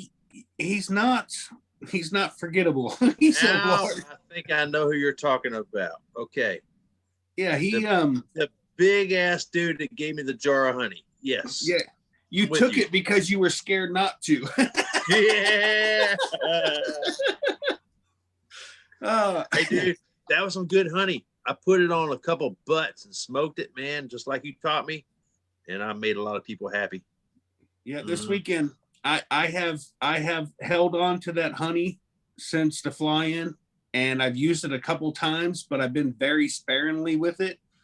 I'm bringing it this week or next weekend to the fly-in because I'm doing 2 pork butts over there. So Do we need to plan a menu? on what? On next weekend? No, for moonshiners, what to eat. Like, I guess we could. I mean, we have plenty of time. I mean, we got a minute or two. Kent Stamey said yes. Brian was the very first person I spoke to.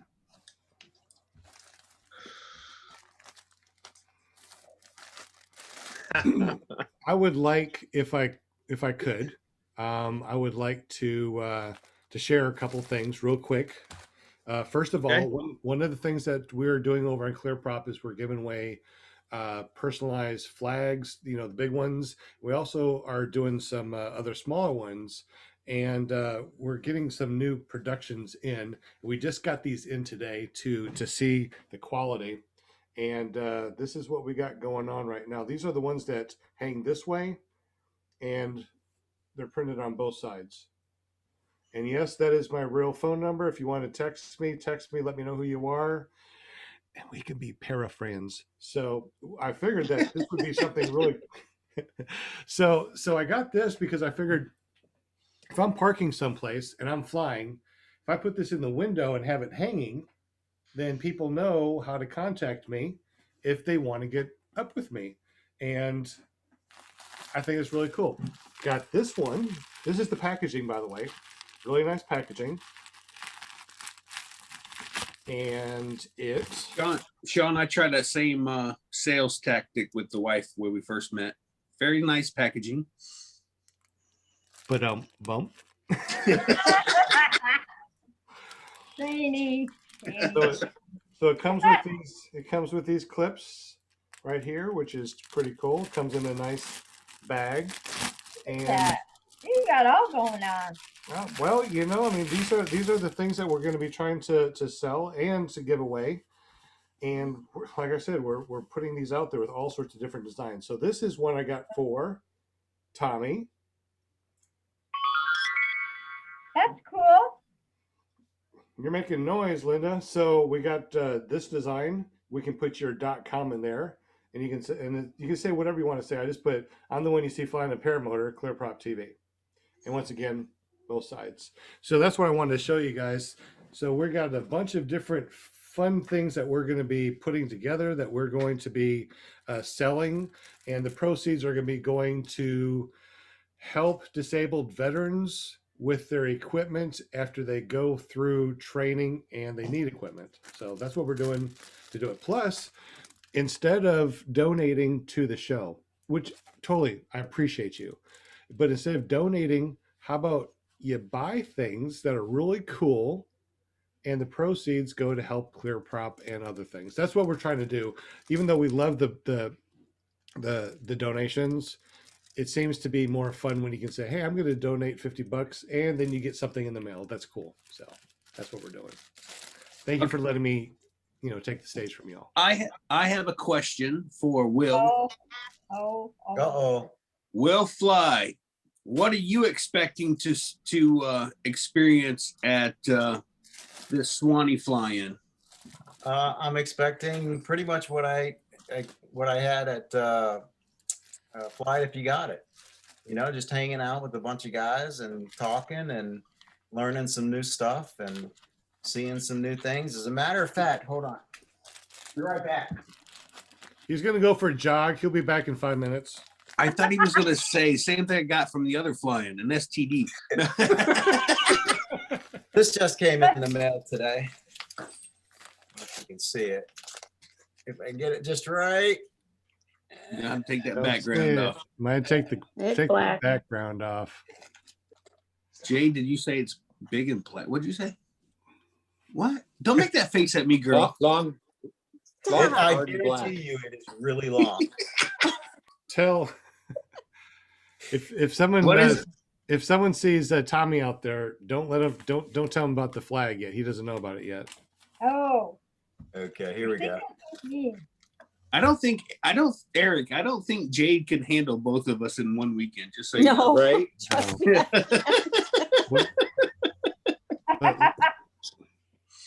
Can you see it? No, let me spotlight you so Barely. we can see. I see something black and white. Night tube tail, black and white. Yeah. Oh, what is that? It's a tube tail. I don't understand. I want one of them. You hanging off the back of your wing. Sweet. I didn't know about that. Yeah, Oh, well, whoa, whoa. the reason I thought about it is because I saw this at Flight If You Got It, and then man, that is really cool. It's just see if I can get that to where you can see it. It fills So- with air. So it's like a windsock. Yeah. But Just you hang it off the back of your paramotor, right? and Yep. boom. No, you hang it off the back of your wing. Okay, same thing. No, No, wing is wrong. different than paramotor. Yeah. So anyway, How I'm much did excited you to get for try that? that. Has anyone So- tried one of these? No. I haven't, but we flew in Galveston this year, and there's a guy down there that had a 30-foot one, and he was flying with it with no issues. Quintana. Well, I hate What- to admit it, his is longer than mine. What what line do you what line do you clip it on? Like There's your the D-line. center. Like You know, what? there's the center line. It's not really the center. It's just to the left, just like you Yeah. would attach your chase cam, or just to the right. It's your D-line, I believe. So it'd be your C Yes. line because you don't want Yes. to put it on the D line because that No. that can It's where the D line, I guess, would fasten. That's right. There, some paramotor wings have a little loop up there. Yes, on the loop. Yep. And the only thing that I did change is I created a new bridle because I didn't like the flimsy one that came with it. So I went to Lowe's and got a. Oh yeah. different So type so of- just for fun, can you stretch it out real quick since so we can We'll- really we'll see, Wide angle pick it. lens. we really want to see how long it is. Yeah. We wanted to see the length of it. Yeah, All right. Sean's This always show asking is random great. guys I'm to gonna see have to- how long it is. Look at Yeah, that Jade might want to chair look at we'll it have. if she wants one. Yeah. Jade thinks I she mean, wants I mean, one. I mean, I want to hook, know where you got it from I again. mean, Is hook it up, fly it hook it up, like you hook it got up it? to your monitor or something, then That's what I'm stretch it gonna out do. down through the hall. Hey, Here, I'll hey hold it. guys. Hey guys, let's try I'll not to hold it. over talk one another. All right. Over what? Let's not try to What? over talk one What? another What, like that. what'd you say? You broke up. Well, Jade. yeah, well, What? yeah. Look at him, he's gone. We're all super Hey, Doug, excited. how long is that thing? That Yeah, might what- be too much to handle. Will, what'd you say the length of that was? 20 feet. It's a magnum. It's No, a we're talking magnum. about your wiener. 20 feet. No, the one that just For- ran by. For all of you that are listening the to little this black wiener that podcast, I pet often. so for all of you that are listening to this podcast and wonder what we're talking about, Yeah. no me worries. too. Me, Just I'm go like, over what? to What So is anyways, this, Sean? just go over to Oh, that's clearproptv.com. That just goes to show some of the fun stuff that comes out of going That's to a right. fly-in. Yeah. you know? So you're showing us that the more things that are fun, big things are really more fun, right? Wow. Wow. So when I get behind you, Sean. so Will, when I get behind you and it becomes a 10-foot ribbon, don't look at me. Yeah, okay. Is this it? Is this what we're talking about? Yes, So- yes. so- That's the same color. Heck yeah, man. That's Who my got buddy that? Brooks Who got that? Sheffield. He's a pirate. He's gonna be on our show soon. What does he have a .com? ppgpirate.com. Why are we getting such an echo now? That was just me saying .com. .com at the same time. .com. Everybody's saying .com at the same time. Come. Hey, So- Will, Yeah. what was that website? BPG. Oh man. .com. I can You said fly it like you Oh. got it or something. Hey, no, hey, that I'll was tell the you what, fly-in Jade. that I went to where I saw that tail for the first time. Oh, Jade, if you'll That's go, what- if you'll Heard go, that story before, man. hey Jade, if you'll go to Stunt Kite, if you'll go to any of the Stunt Kite websites, you'll be able to find that tail. okay. So you can always find a tail at a .com. Good deal. Right. Hey, but let me ask you this: isn't there something in our FAR 103 about having like flags on us? Is that not considered a flag?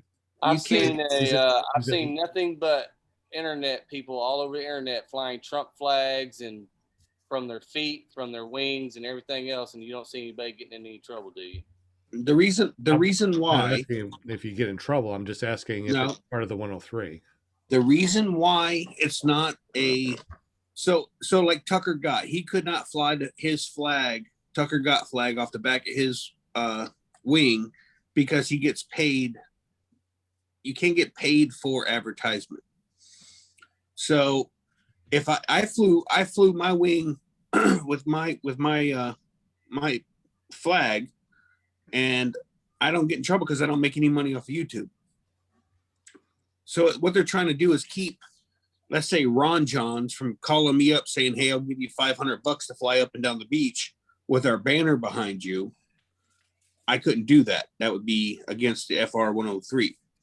But if you're not making any money, you can fly your own flag or what have you. So Shane, I have a question, because I know for a fact that this happens because we've investigated it, because one of my early partners in Pariswag wanted to look at doing this and getting sponsorships. But we've seen even locally hang gliders, or not hang gliders, but skydivers have customized wings with advertisements for Remax coming in and dropping into football games and stuff. So what's the difference in that? I don't know. You got Charlie Soap. His whole wing is Charlie Soap wing. I don't know where that. I had their logo on big wings and stuff that they shipped out. Nirvana's got their stuff all over their wings. I think what it is, like on advertising, as far as like on your wing, as long as someone doesn't pay you to put that on your wing, they just give it to you or gift it to you, you can take it.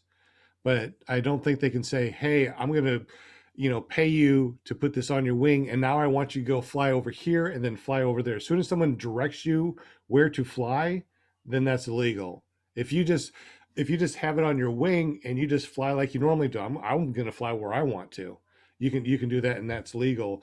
If you fly your paramotor in a movie, if you just happen to be flying around and somebody's filming it and they put it in a movie, that's legal. But if a director says, "Hey, fly your paramotor over this way, across this way, so I can get this shot," that's illegal. So It has to be- Yep. Todd from Resurgence says you can't advertise or fly for profit. Yeah. So if Remax gives a paramotor pilot a wing, a free wing, a free wing, that's a gift, right? It's perfectly legal. I was given my flag from Craig Taylor, wicketwinglogos.com. So Linda doesn't know it, but she started a trend, by the way. No one on the panel can say .com. It's always .com. It's always dramatic. But anyways, Sean, Todd also says Sean is correct. Both of my wings have logos on them. So if you're gifted something, it's not paid for profit, or not given for profit. I don't know.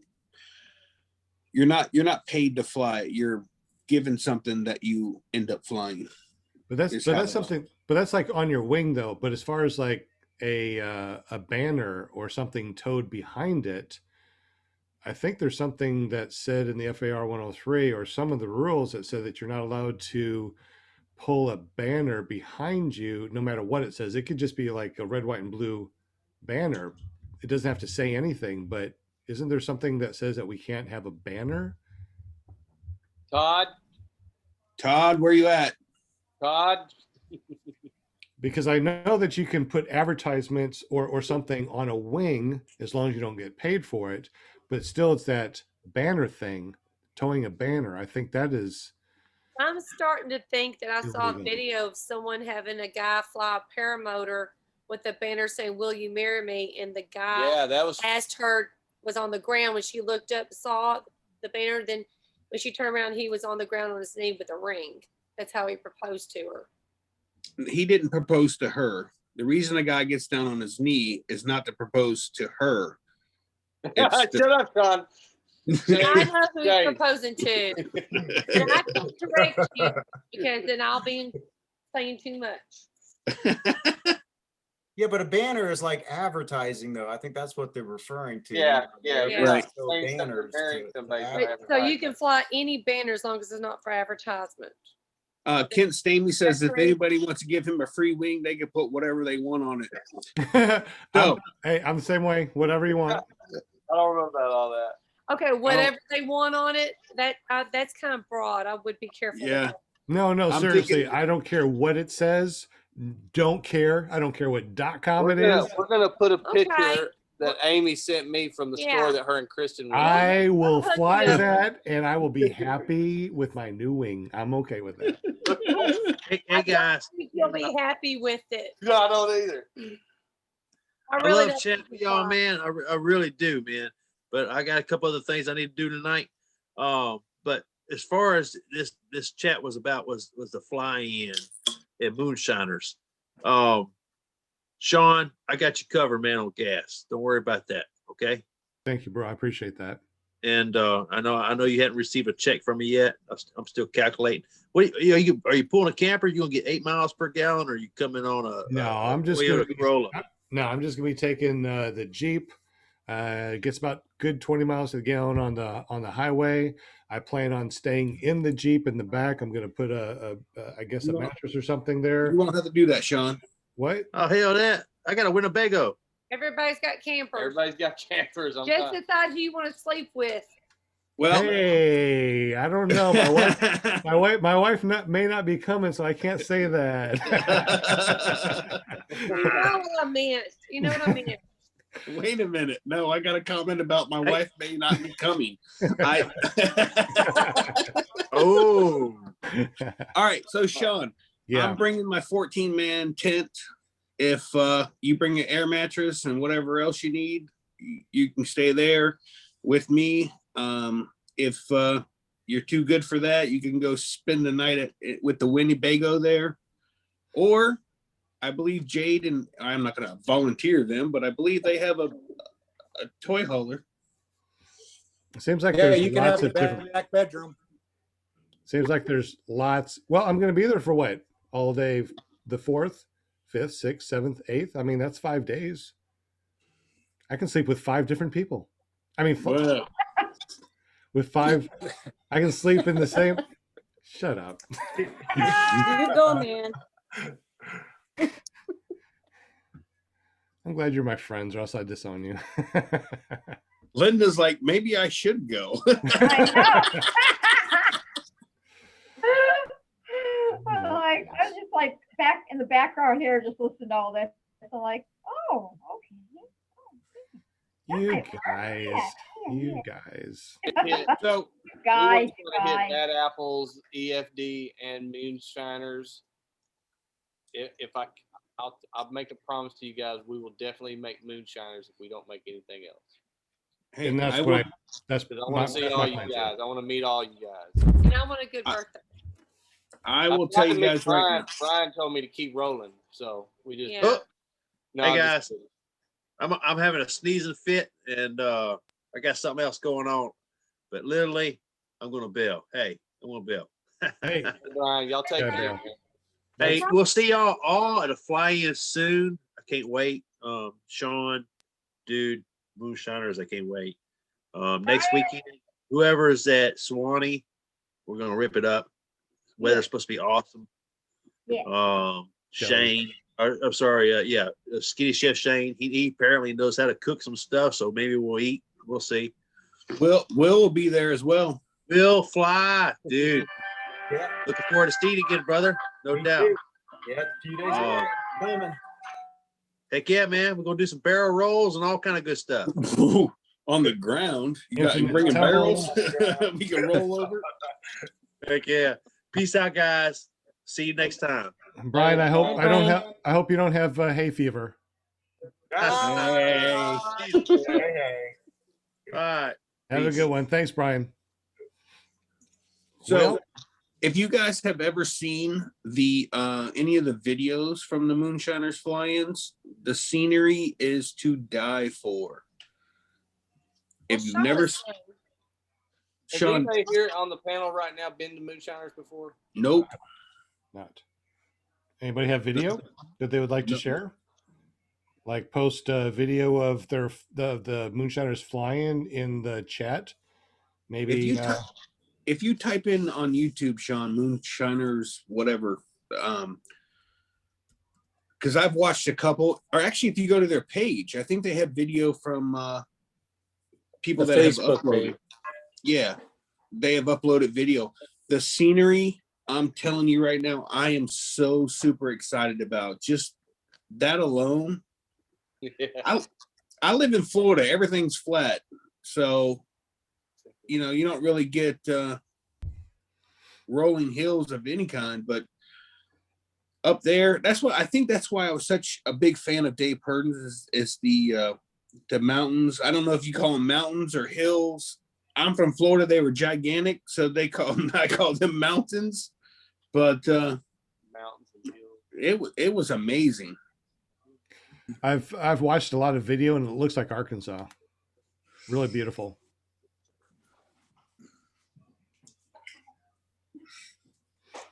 Matter of fact, I'm kind of watching some now that I see the second annual Moonshiners fly-in, and I'm watching that video, and it looks pretty awesome. I'm pretty stoked. What's the weather like in August there? Does anybody know? I have no idea. If anybody's been there before, put something in the chat or in the You can comments. pull up. You can pull up Farmer's Almanac and see what the average temperature is that time of year. Yeah, that's too much effort right now. Well, that's close. That's not too far away from Asheville, right? The mountains of North Carolina. I lived there. I lived there for 20 years. So, I mean, August is still going to be hot. It's not going to be Central Florida hot, but it'll still be warm. But the evening times, what's the evening times like roughly? It can cool down. It's, to a comfortable temperature. Definitely campable. Well, the good thing about, flying paramotors is that no matter what the temperature is down on the ground, all you got to do is go up to 2,500 feet and it's air conditioned. Yeah. Yep. Well, I mean, you can actually, get chills. I went up to 5,000 feet during the summertime when it was 100 degrees on the ground, and my fingers started getting numb at 5,000. So good air conditioning up there. Really I seriously got to get the Mile High Club. Good Lord. I mean, you almost made it on your toes. Yeah, I know. To 48 or 4,900 feet. That's close enough, dude. You can call it. No, I actually want to climb. I say this every time. I don't know why I don't. It's not like I'm scared. I have no idea. Well, it's so cool to be flying down low and foot dragging and skimming over treetops and chasing hogs. Chasing hogs, kicking owls. I know, right? No. Hey, I did think about picking up one of those piglets, though, man. When I was flying over, just go down there and with your feet and grabbing. Yeah, just pick one up. Oh, and then I could just picture myself being in the same situation as Dell. Well, hey, I don't think anybody cares about the hogs. I mean, the hogs are open season because nobody likes them. They're varmints. What's that, Will? That's my favorite part is flying low too, but I'd like to 5,280 feet. I mean, I'm game, and I just don't want to do it by myself. So, hey, give it some thought. Maybe we can do it while we're at Swan. There we go. There we go. Let's find out. Let's make a list of things to do over at Moonshiners, of course, maybe Swanee, but at Moonshiners, let's figure out things to do that we can all do together, like go up to the Mile High Club and fly at 5,000 some feet and hit that. So all right. So here's the thing. At Dave Purdon's, my altitude or altimeter was set for ocean level, sea level. Right. So I climbed to 1,500 feet and I wasn't but 400 feet off the ground. Does that count? if I go up to 5,000? Well, we'll have to do it, for ASL, not MSL. So, Yeah, I was climbing above the clouds, got fogged in a little bit, and I'm like, oh, I'm 1,500 feet. And I look down, I'm like, why can I see that deer so clearly in a field? Because I'm only 400 feet off the ground. There's some apps that you can put on. I don't know if you have an Apple Watch, but with apps, you just tap a button and it will show you what your altitude is with a little altimeter. Stupid backgrounds. So let me ask Eric or Jade, have you guys been to the Mile High Club? Not in the paramotors. Ha ha. Why? Anybody else on the panel? Mark, have you been to Mile High on the paramotor? Are y'all talking to Mark? Yeah. Hang on, let me go get him. No, Amy, you can answer this. Has Mark gone to the Mile High Club on his paramotor? No, I don't know. Hang on. All I hear is Eric saying, I haven't been on the Mile High on a paramotor. Now when I come back in the room. That's Jade just has going. Jade has the most adorable faces, dude. She doesn't realize her face. She makes the funniest faces. So Jade, what is the highest you've been in your paramotor? I don't know. I would say it was probably my graduation day because on the way back down, my ears were popping. So, and I don't know. It was somewhere to make my ears pop. That's all I know. 500 or 5,280 feet is 1 mile. Correct. So long as you get up to at least that altitude above the, above your LZ, you made it to 1 mile. And let me tell you, when you look down at that altitude, it looks high. But it doesn't scare you. It's not like a scary thing. It's like I zoomed out on Google, satellite view. So it's not that bad. Okay, Mark was so not in a mile. Will, do you have Cena? Like on her helmet? No, Will, do you have communications on your helmet like Cena? Will, I guess I should unmute. No, I don't have Cena. But I mean, I've got the two-way. I don't know if you have that. No, I just have the Cena and a cell phone. I guess we'll have the cell phone when we get to a mile and say, do we want to keep going to 10? You know what? Let's go ahead and try that. 10,000. Hey, at Moonshiners, let's try to make it to 10. Let's go to 10,000. That'll be our goal. You guys, from here on up to August, when we get to Moonshiners, let's plan on Moonshiners getting up to 10,000 feet. 10,000 actual feet or from the sea level? Actual feet. I'm going with sea level. Any difference? Not at 10,000. But to me, the reason that's kept me from doing it, I really did get spooked. I get 3,000 feet, and to me, that's like, it just everything looks different. With your feet dangling, and it's just a perspective that you're not used to seeing. Right.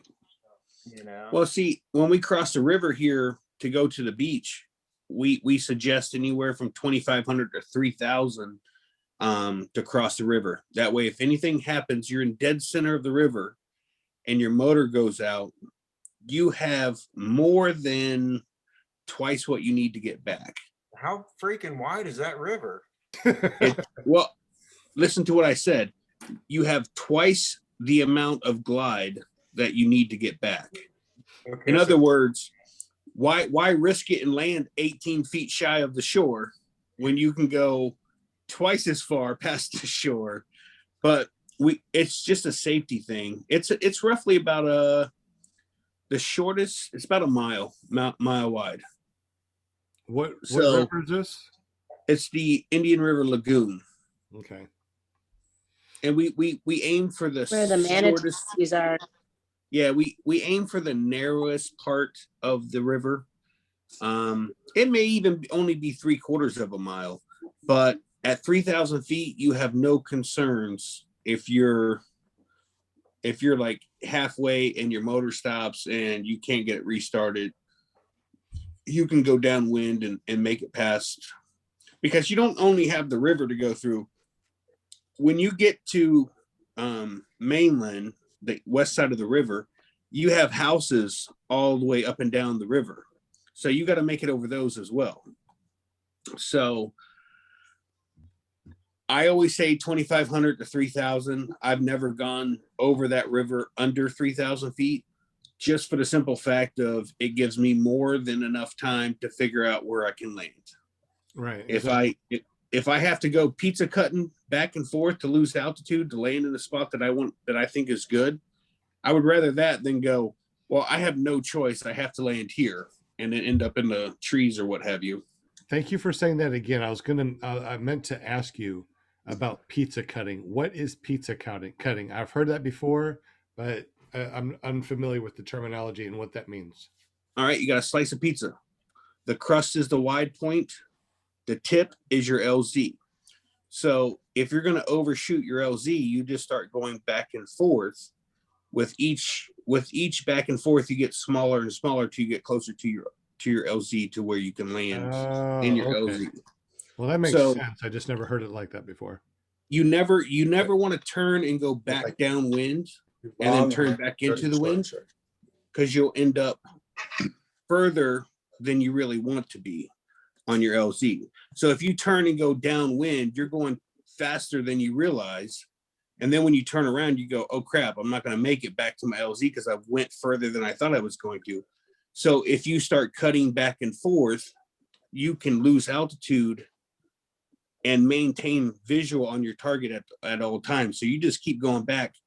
The video where I ran out of fuel mid-flight, when I get ready to land, you see me start going back and forth because I picked out my spot where I wanted to land and I knew I was going to overshoot it. So I started pizza cutting, going back and forth until I got low enough and land somewhat where I wanted to.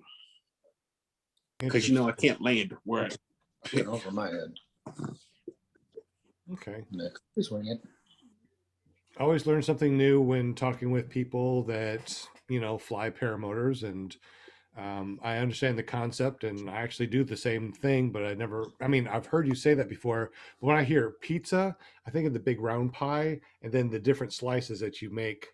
So when you say pizza cutting, I'm like, okay, cut it this way, cut it this way, cut it this way, cut it this way. That's how I was taught in school.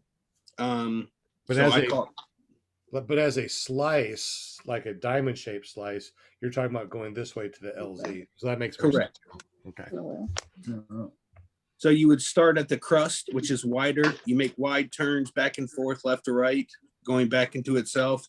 And then not necessarily getting tighter, but as you start losing altitude and you're getting within range, you start making them a little bit shorter. And as you go in, you get tighter and tighter and tighter. Look at Jade's face. I love her face, dude. She kills me.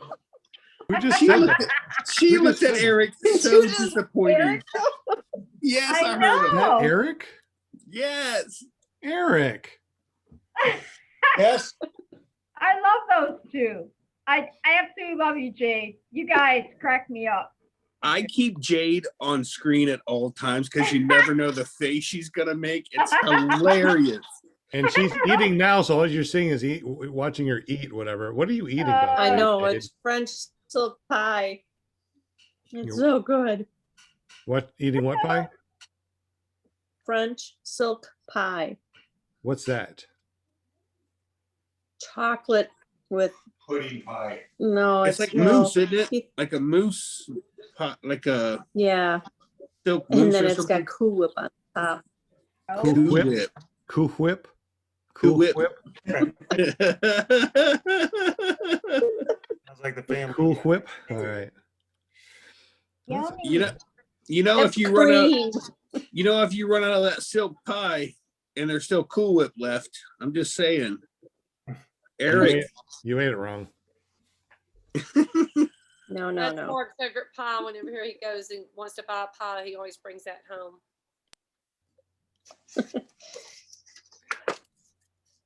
What is Nick? Bill H said spotlight Jade eating. So, they are saying they are saying that. So, if you're in the chat, then Everybody's watching you, Jade. They're watching you I eat have to that spotlight you delicious eating dessert. because it's been asked in the chat, and that's just the way it works. Yeah. She's always spot. Them two are always, because if you watch them two, they are hilarious. They'll hit the mute and have a conversation. They'll be making faces at each other.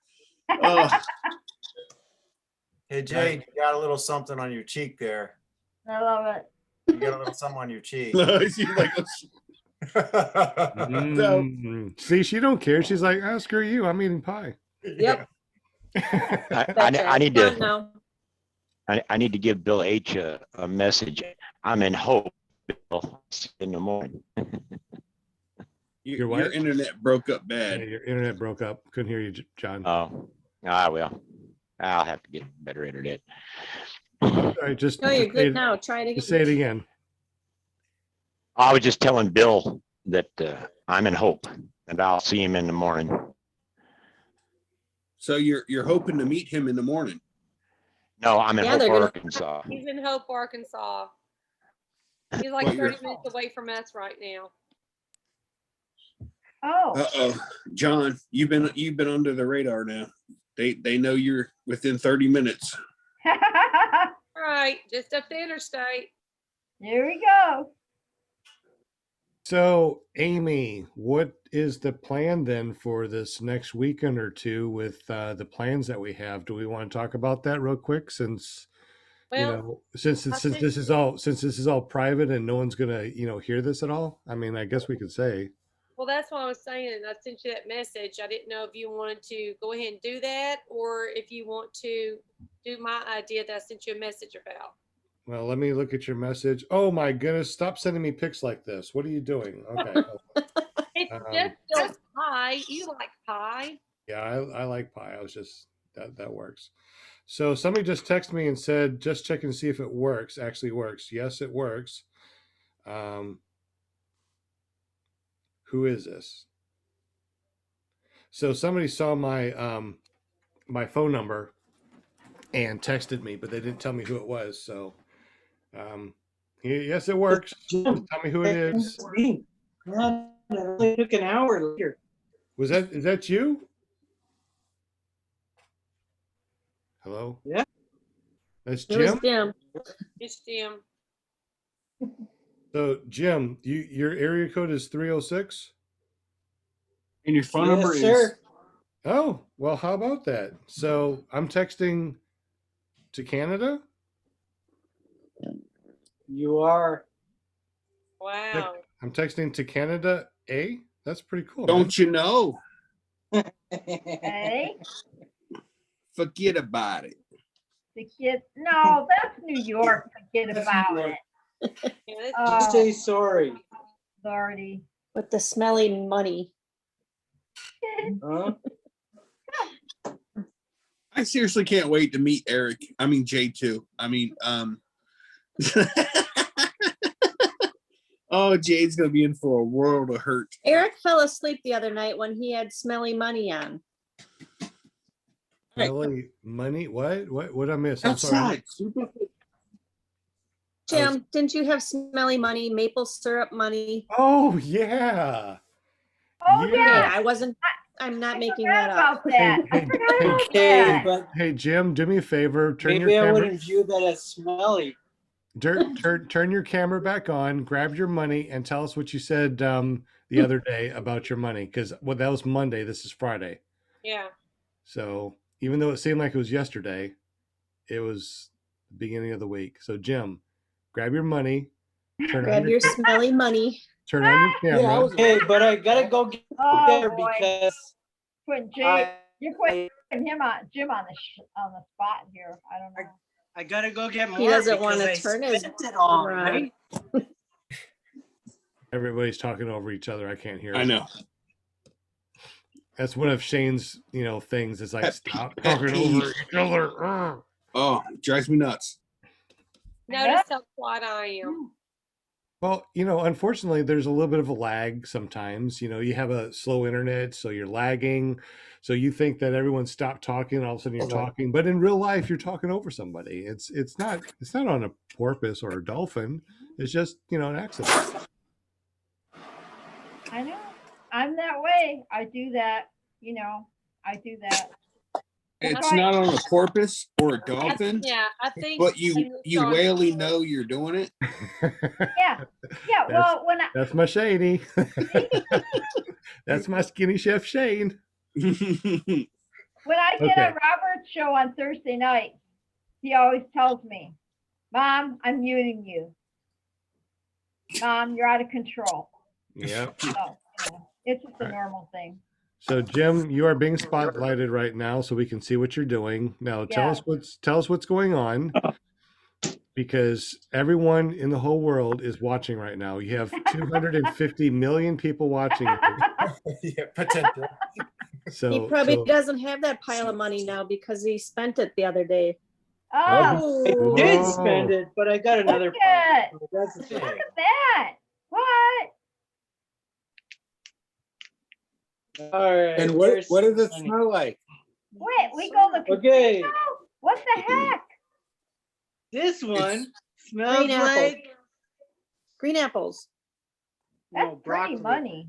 That's Broccoli. That's Canadian one- money. It's not This is real Canadian money, guys. It's very This pretty. one, though. this one here. Look how pretty it is. Oh, money. Why do you Smells use tinfoil with your money? They make Dirty the money. shoes. strawberries. They make their money in Canada smell like something. So if you scratch and sniff it, it actually smells like maple syrup. Does it? Or- Really? Yeah, that's what, Blueberries. yeah. So what is this one? Maple syrup? What color mount smells like the strip club? American money smells good. Oh, Maple syrup. So which bill smells like maple syrup? Which is that? 100? 100. Which one smells like a starving stripper? Apparently the green oh one. my God. Hey. I can't. Who is that person? I'm dying. No comment. I'm dying. You know what's funny? I bet you if we had a trivia on Canada, like history, we'd have no clue. Maybe that's what we need to do to give away things. Hey, you know what? Hey, did you guys watch that video I just did of my motor out? And I used the second camera, this one. It's a little GoPro knockoff. And I was testing it to see how well it works. So kind of like did a review as I was going down, in fire and, crashing, landing and stuff into that ditch. If you watched the video, you saw it. But anyways, I got it all on film right here. I was wondering, should we give this away now for all the people that are watching, or should we wait until Monday and give this away? Monday. Can I ask Monday? a question? Monday. No. Wait till Monday. Monday? Can Okay. I ask a question? Yeah. No. totally fair. Sure. No, Shane. What? Shane, what do you want? Is that the $49.99 one on Amazon? Yeah. I use the same one. I use the same exact one. Oh, well, there you go then. The only difference I can tell between that and the GoPro is its stabilization is not as well as GoPro. So it's a little jumpy when you're making turns and stuff. But how about as far as like nighttime and stuff? Like if you're doing a nighttime landing, I mean, within the 30-minute league. I couldn't tell you. I did find out that those batteries brand new run about only 20 to 25 minutes, but I'm also using the 4K. This one only does 1080. Well, you should have spent $4 more and got the 4K. But you know what? After seeing what this thing does, I'm giving it away. So obviously, that it's not as good as I thought it was going to be. But somebody that does not have a video camera will have one. Maybe we can give this away to one of the disabled vets that. Yeah, I was gonna say resurgence. Yeah.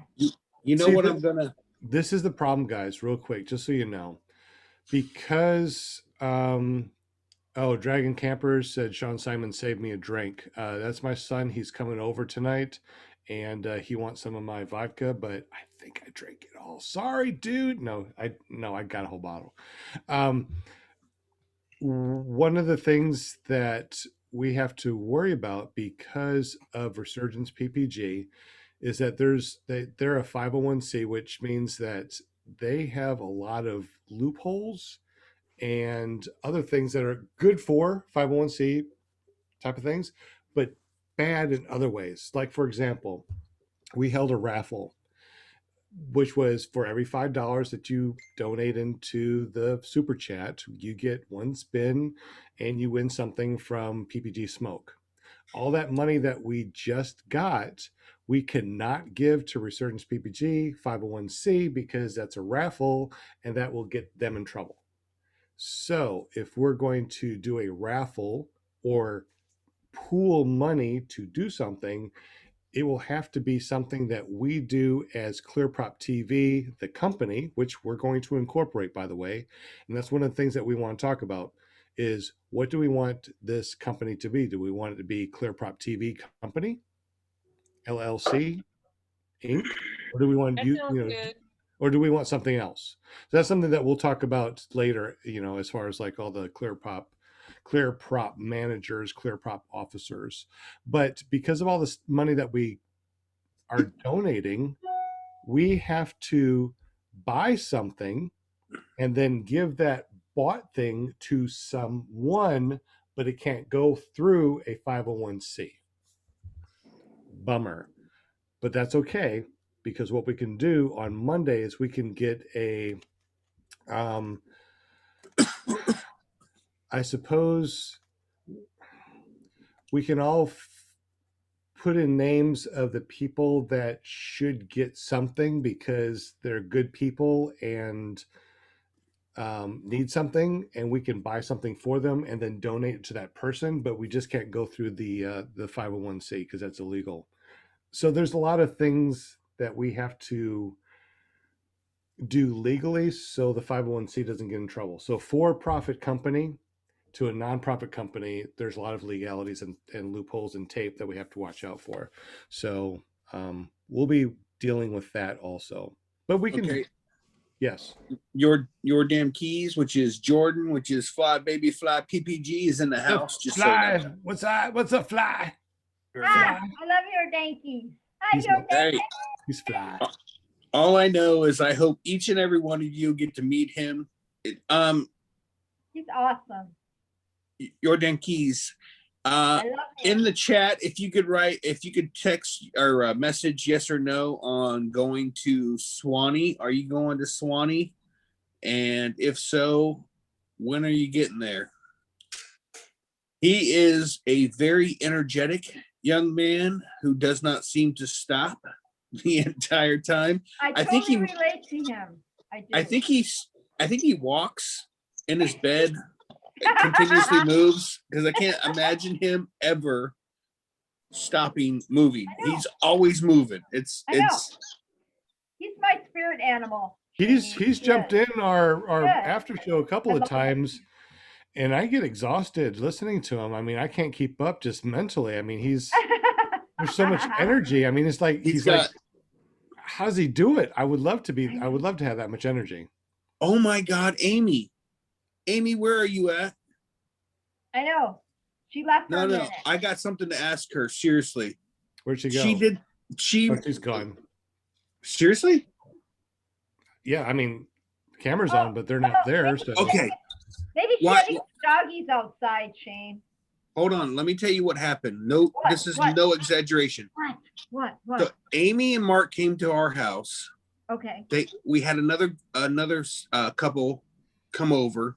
Okay. And something weird happened with this other couple, and she's the girl, a friend of ours. She said there's something about her that she picked up on her. She can't figure it out.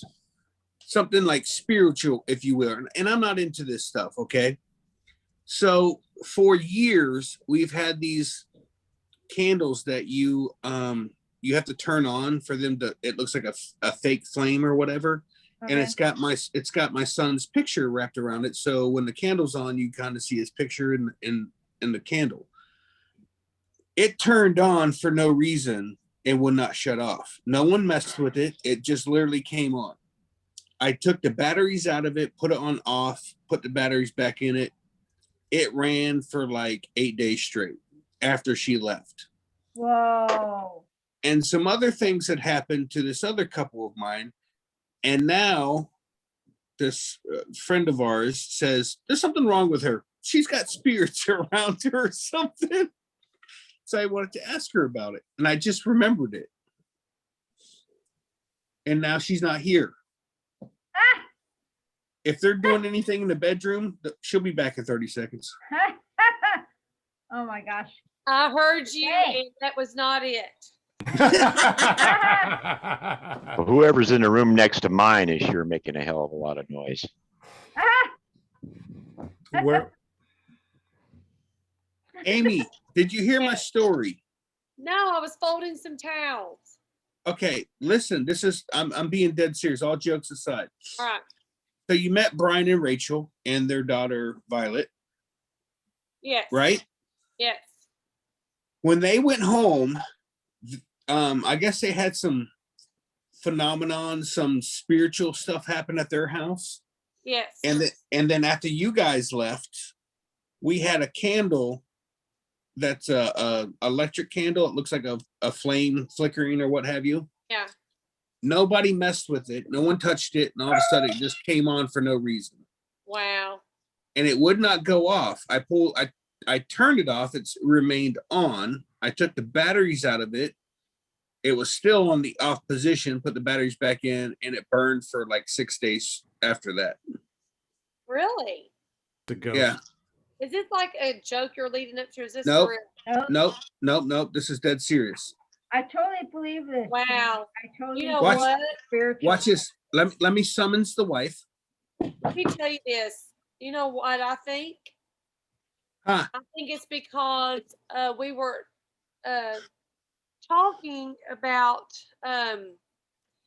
Gage, and we were talking about that experience and talking about Abby Rose and Oh. the experience Oh, she yeah. had when she was 4, and she Yeah, still has some, and we were just talking about that.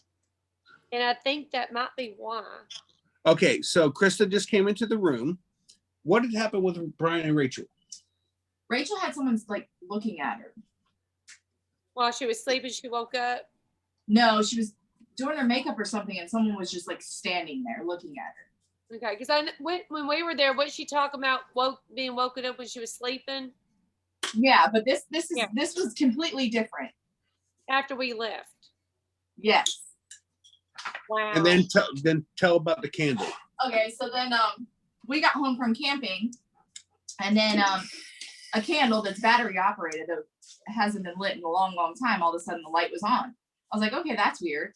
I went and tried to turn it off. It wouldn't turn off. Then I look over, it's off. I was like, okay. I look over, it's back on. And I'm like, Shane, come do something with this candle. And it's a Yeah. picture of Gage and Kaylee on it. Yeah. And he took the batteries out. The candle's still lit. No, after I put the batteries back in. But yeah, it's still, I mean, Not- no not matter with- what he did. Not with the batteries out of it, because Yeah, I'd be That's what I was moving. gonna say the first time. But now it's off, The but first it time was was weird. out. It was on the batteries out. So You put the so batteries back in and it stayed on, Yes. yes, but with the candle in the off position. even in the off position. That was the first thing I did is I took it out, I turned it off, and it was already off. So I switched it back and forth and then left it off, and it still was on. So then I took the batteries out of it and then I think turned it that's back. what I really think that's what it is, because we talked about Mark and his experience in the and finished working on the girls' bathroom, the drywall, and he thought it was me coming into the hallway to look in the bathroom, but I was in the paramotor room, and he thought it was Abby Rose, but Abby Rose wasn't home because he saw someone from the hallway lean over and look in at him with long hair, so he thought it was me, and I was like, no, I just now came up to walking in from the kitchen to check on you. So we talked about that. We talked about Abby Rose's experiences since she was 4 and she still has people bugging her when she tries to sleep at night. Then we talked about, Rachel talked about how her aunt or somebody, or cousin is a Yeah, medium. her aunt. Yeah, aunt's a medium, and asked if we've ever had a Rose talk to someone about that, if she wanted to work with her talent? And I was like, no, because she was trying to ignore them. And then we talked about Gage and his experience and all that. And that I think, Krista, didn't you say when we were in the kitchen that you wish there somehow to know? Yeah, that he actually seen my grandpa. Yeah, but even now, that'd be nice when I was talking about Rose to know that he's okay. Because I was telling you that some people come to Rose at night trying to talk to her, and one boy asked where his mom was. Yeah, So yeah. I really think it's us talking about it and everything, and you mentioning that you wish that you could still know that Gage is okay. That I think that might be what the candle's about, especially since it has their picture with it. Yeah, I was trying to figure it out, but I really think that's what it is. Your damn keys. He said battery candle. It's a fake candle because some places you don't want, you know, an actual flame. So it's a battery candle.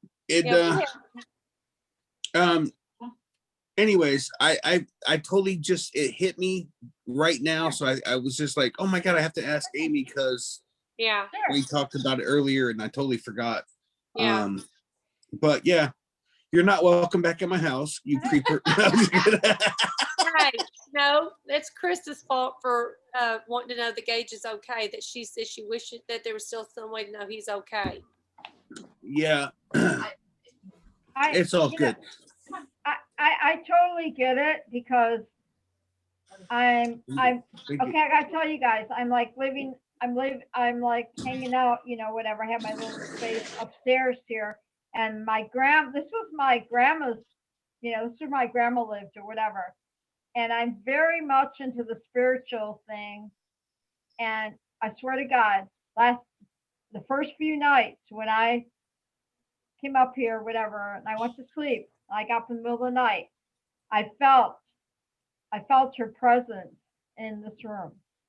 And it was weird. It wasn't scary. It was just like, I knew she was there and it was all good. I went to sleep the first few nights, and yeah, ever since I've been like, yeah, I'm okay. I'm okay. I know it sounds crazy, but yeah, it happened. I totally felt it. So Well, I think I'm that's just saying. Yeah. Yeah. Because we also talked about how when Mark put the new Genie doorbell in where we can see people at our door and all that, I was the only one home. The dogs all ran to the door barking, and I heard it also. And I even said, I'm coming, like someone was at the door handle trying to open it. And I thought maybe Mark was coming home and trying to get the key in the door. And I said, I'm coming. And I went to the door fairly quickly after saying that because the dogs were already at the door barking. And when I opened the front door, nobody was there. So, and I know that sometimes they say if you have like a gadget, they consider it to be a toy. So they try to get and play with it. Yeah, it's scary. This new, all this high tech stuff, Amy. Yeah, and I don't have, there's nothing in my parents' house, you know, any of that. And I even if I moved, I wouldn't have it. It was, yeah. I didn't want to run off into a spiritual ghost thing. Yeah. I just literally like remembered that just now. And sure. I totally get it. I'm kind of glad it happened. I'm not happy for Rachel. That's weird, but I'm happy for y'all and the candle. Yeah, I am too. It was weird. I just want to fly. I love you guys. Do what? I said you guys are awesome. Just want to fly. Who wants to fly? Just want to fly, Will. Me. Oh, Oh, Jim. yeah. I thought there was Will talking. Jim wants to fly. Jim, I told you if you come down here, I'll train you. Oh, and just so you guys know, I'm actually starting to train some people, and we're getting some people in here, and I'm starting slow until we open up full throttle in probably June or July. Right on. Congrats. Congratulations, sir. Thank you very much. So, I did full throttle. well, you know, I like to say I'm kind of winging it, but that doesn't sound right. But you know, whatever. The opening up full throttle. Yep. That should be like a shirt. John, are you going to do this full time? My goal is to be able to do this full time where I don't have to have a job that pays my bills. I'd like this to pay my bills so I can do this full time. And I also want to be able to get a bunch of disabled vets up in the air. So, I mean, my main goal is to get disabled vets up in the air for free. That's what I want to be able to do. And also, Hey, quick question in the chat for Jim. Todd from Resurgence wants to know how much maple money do you just have there? 100% sure, but I can count. 1, 2, 3. If you, I tell you what, I'll save you the trouble. Just ship it to me, and I'll count it for you. Shane is the official maple money counter. I know how much I have because it's all messed up now. Why do you have that kind of money laying around? What are you doing? I don't know. I don't know. I'm not going to strip clubs on the weekend. I don't have this extra money for that.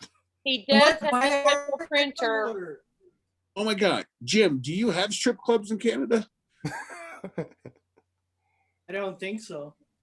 I know nothing about Canada. I mean, it's dumb as that sounds. The only thing I know about Canada is what I watched on South Park. I just know that you guys have flopping heads. That's all I know. I don't know anything. No, seriously, I was earlier when I said, we could have a quiz or whatever I was saying about the inquiries about Canada. I bet you none of us know crap about Canada, and that's just kind of embarrassing, really. Like, I have no idea about Canada. I've got 2 friends that live here now that are from Canada, and then I have a friend that I went to school with for flying. And she's from Canada, and my buddy Jason, which you'll get to meet him next week. His girlfriend's the one I went to school with to learn how to fly, and she opted out of the school, and then her boyfriend Jason and I, every chance we get to fly together. That is a nonstop flying dude.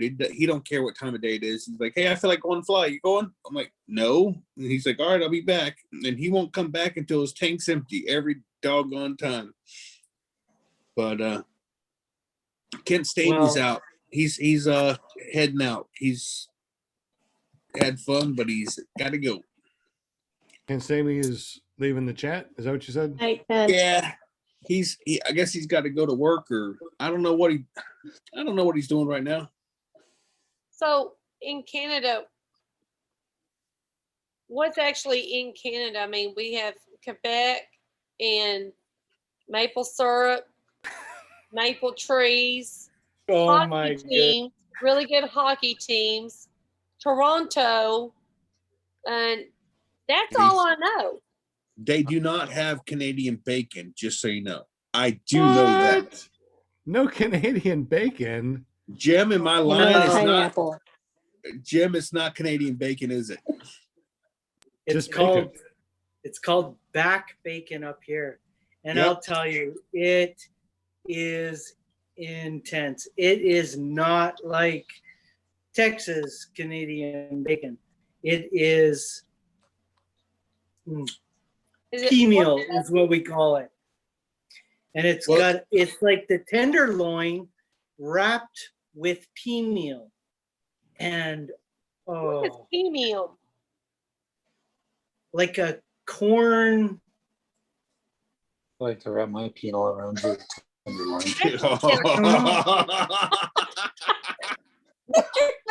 With the mics on? God damn it, Jesus. Wow. Hey, wait. I grew up with Canadian bacon. In my daddy's store. Okay, we had our family-owned grocery store. And Jim, I grew up on Canadian bacon. Yeah, well, we don't know what Canadian bacon is because it's Canadian. Okay, Canadian bacon here is like thinly sliced Yeah, Ham. ham, small thinly Yeah. sliced ham. yeah. And Well, Okay. I gotta ask a question real quick too. French fries. Do the French have French fries, or they just have fries? no, it's French fries. It's Yes, the French, they have what is called pommes frites, That's what I which just is potato fries. So It's actually German, and they called it French fries because the soldiers wouldn't call it German fries. all I know is World pomme War One. they haven't heard that before. Oh, Canada Yeah, has poutine. pomfrits is a German name for it. What is it? Pomfrits, that's the German name for French Pomfret. fries, but the American soldiers wouldn't call it German fries. And because they all came through France, they called it French fries. That's Okay, funny. so the Americans gave the name pomme frites. No, pomfrits is German. That's where the French fries originally came from. Right, but the name that I know in French, pomme Yeah, frites. right. The Americans didn't want to say the Yeah, German. but That's why it's the French. That's why the Americans took the German or the French pronunciation of the same thing. Right, But because I it can was go to the, But the France and thing order is that like, the thing is that pommes frites means apple fries. yes, right. which is weird because Doesn't in French, a potato is pomme de terre, apple of the earth. yes, sir. So Eric is now my new favorite friend. I absolutely love Eric. And He's hiding in the So- corner. so just so you know, Chinese do not call it Chinese food. They just call it food. In In case Chinese anybody food, was wondering. yeah, in Chinese food Uh. is not like it is in America. It's been Correct. Americanized with all the sauces and stuff like that. Yeah, They they don't use even have sticky rice. in China. They don't even have General Tso's chicken. It does not What? exist. That's just silly. General Tso's chicken does not exist. It's Americanized. And, What? Oh my God. and Canadianized. Canadianized. And you No, know, all these people that are listening to our podcast are like, well, I want to learn about, It's flying, and Air now I'm motors, learning yeah. about French We're just like- fries and German. Yeah. All right, let's get back on track. We like to get, so when you're driving down the road and you see a squirrel, you're like, squirrel. That's us. We squirrel off every time. Yeah, Whirl it's okay. off. I like that. yeah. We- Well, this is like a free for all tonight, Shaney. This is like No, it's whatever- not. It's supposed to be about Yes, it is. flyins. It's Friday night. It's about like flyins and whatever- the moonshine. So moonshine, I mean, vodka, yeah. it's about the same thing. Look Linda, at what? me. I went down for fish dinner tonight, and what I find? I found onion rings and Popcorn. yeah, and Shrimp. little shrimp nuggets. Well, So I'm telling you, to say that What's that, Jim? I'd like to call it a Jim, connection. you need to Because up here, we don't worry about squirrels. We worry about gophers. We have About gophers what? here. I have a gopher at work. When I need something, I'm like, go for this, go for that. oh, the gopher. Yeah. So we get That'll distracted do- by squirrels, and Jim gets distracted by gophers. Right. Jim, you need a better internet. I'm just saying there's something wrong with your Canadian internet, which is If you different had- from American internet. I'm just saying. If you had some money to buy better internet, I know. I wish that you had some maple smelling Canadian money. okay, I didn't tell Krista about this. I should really ask her. Did you know Okay. Canadian had smelly money? But all right, so moonshiners, the area is amazing.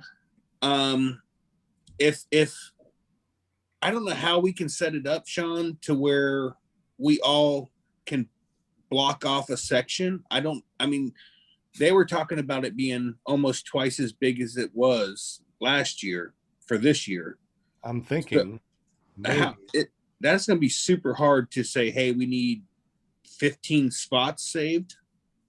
I'm thinking that maybe we can figure out a way of doing it if we all jump on ppgzone.com and we create a moonshiners event page that we can all go to and, you know, figure out what we're going to do, where we're going to be.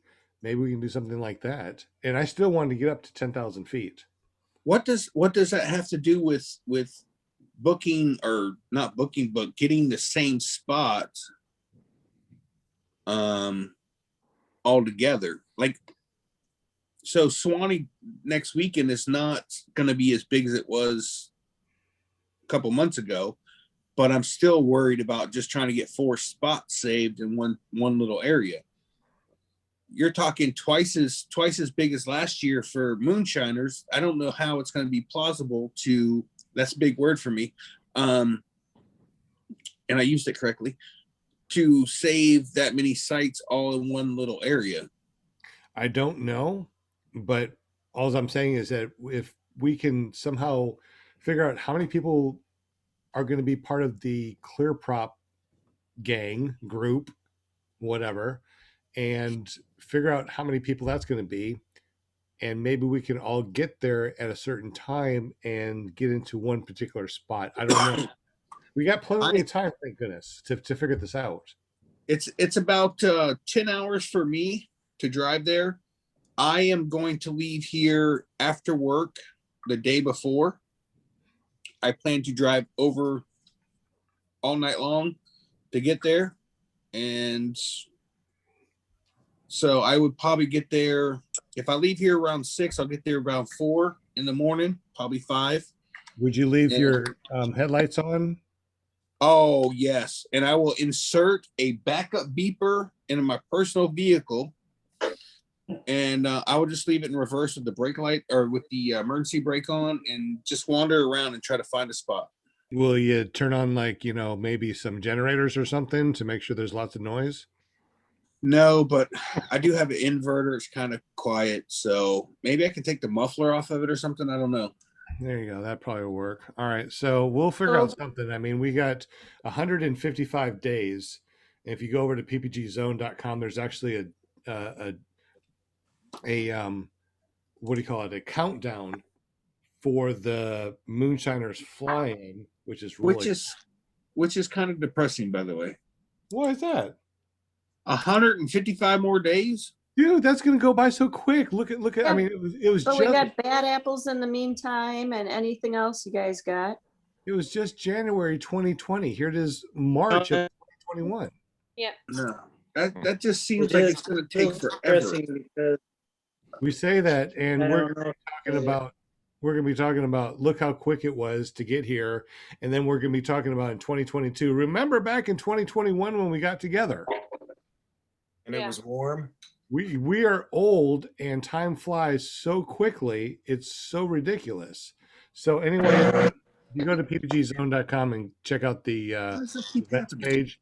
Go to the 5th annual Moonshiners Fly-In. Scroll down, you actually get to see it's 155 days, 20 hours, 36 minutes, and 42 seconds to get there. So here we are.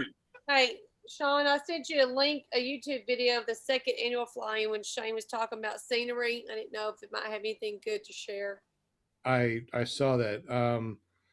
I got a text from Jade. Hold on, let me read it real quick. Better not. Oh man, the picture she sends me, it's just it's awesome. All right, so yeah, thank you for that picture. I'm going to say that forever. I don't know what we're going to do over the next 155 days, but I know that there's a way of us getting together, figuring out where we're going to be and how we can get there and save enough spots to be in one little zone.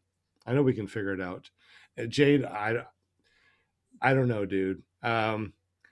Eric, he's a trip, but I still like the Friday nights. Maybe we can keep it going. I don't know. We'll figure it out. Okay. Hey, is there Sean, real quick? I guess I have to go on my computer and sign into Zoom and then screen share. I was talking earlier about new pilots at flyins and landing half hour, 45 minutes before the sun goes down. And I just pulled up the video I have on Facebook, and it literally has 5 or 6 pilots at a time landing. And then What page is it? it's on my Facebook page, videos, and it is Share it. hold on here. It's the 12 minute and 5 second video. It's when I went live. I had already landed because again, I did not want to have to land. I land with power off. So once I shut my motor off, I'm committed to landing. And if someone walks in front of me or lands in front of me, I really have no choice but to land. So I never land with the power off unless I have a motor out. I'm telling you, I love being able to foot drag to my landing. I have not figured out the power brake thing. As soon as I hit a little bit of power, I add brake and I just go up. I can't never. I was taught power off, and that's just how I do it. So I'm scrolling down on your page, and I'm scrolling and scrolling. I'm only down to January 15th. So obviously, no. Go to my videos. You have Just share. Yeah, can you not share it real quick? Well, I have to sign on to. You are on Zoom. That's how you're talking. No. That's on my phone. I'd have to go to my computer to screen share. Your computer. Okay, so I'm at your videos right now. Where do I need to go? So it's 1, 2, 3 rows down on my computer. It's the video right next to water with a fountain. Okay, It's the one. 12 minutes. It's 12 minutes 5 seconds. Okay, let me go ahead and pull it up. Okay. Screen share that. I see that. So let me go ahead and go to screen share real quick. You guys okay with me screen sharing this? You want me to share the sound too? Yeah, sure. That's fine. All right, so I'm sharing the sound too. So let's go ahead and play this. So this Ohio, West Portsmouth. Where's this? Ohio. We are at the Dave Purdon Flyin.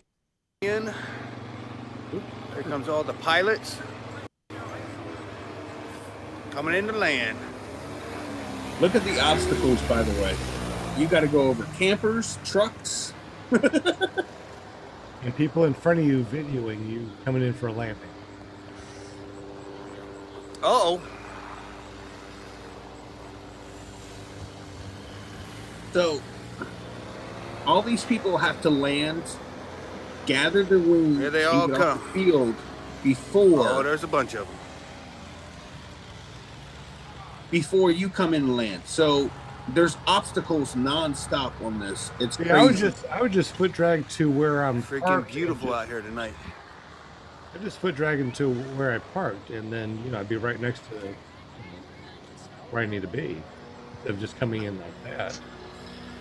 Here we go. Jason Russell Smith.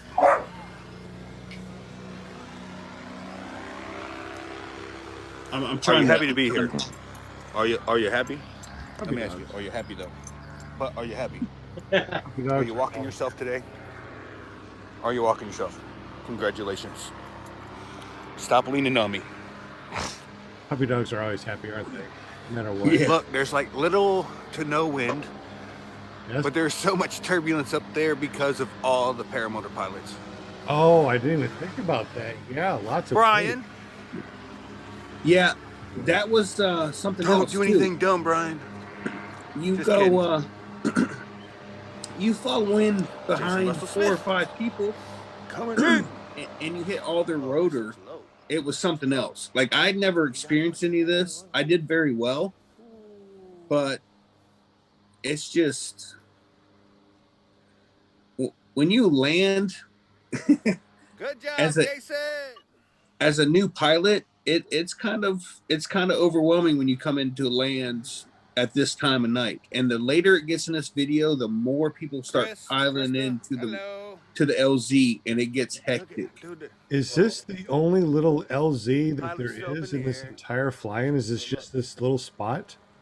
Well, it's very long. I mean, it's a super long field. Look, you can see all the way down Dude, campers as far as you can see. Okay. It's a long runway. It's just not very wide. No more. That's in Ohio, right? Yep, that's the Dave Purdon's fly-in. Yeah. So how much area do you think there is right there? I mean, how many football fields would you assume that is? 3. Well, what do you think? And Got a a little, little chilly, a didn't it? little wider than a football field. I don't know if you see me or not, but I might have like barely touched something. Too bad I didn't get none of that videotape, so it didn't happen. Videotape. So it didn't happen. Gyrocopter. Oh, Yeah, wow. and that's the other scary thing. Yeah, look at that. Watch your No heads. way. Yeah, how you like that one, Sean? Oh, I mean, I love it, but All right, no one died. that is cool. That was scary. They had power hang gliders. They had So we gyrocopters. How long we fly for tonight? Well, how long did I fly for tonight? You guys. Jason flew always before me. flies a lot longer. I try to fly for the max that I can, which is usually about 2.5 hours, which is So probably about an hour, hour and 10 for myself. I left before you on the. So why do people buzz the What's up, my LZ like cracket? that instead of landing? I can't express Somebody taking off here. how much Got that a, aggravates me, but Trike taking off. Well, eventually. So there's people that are taking off right now too. It looks like. Man, it was it's still probably 20 minutes before before it's legal light or after legal light. So there's plenty of time. I just landed. I landed early because I did not want to deal with. Like Dave said, there was over 200 pilots there, and that night everybody was flying. 1,500 feet. So how many people fly? Like, let's just say that at sunset. How many people fly within that 30 minutes after sunset? Sean, hit mute on that video. I mean, you keep it going. Just hit mute on it. Sure. Sorry, I didn't hear a word you said. How many people fly in the 30 minutes after sunset?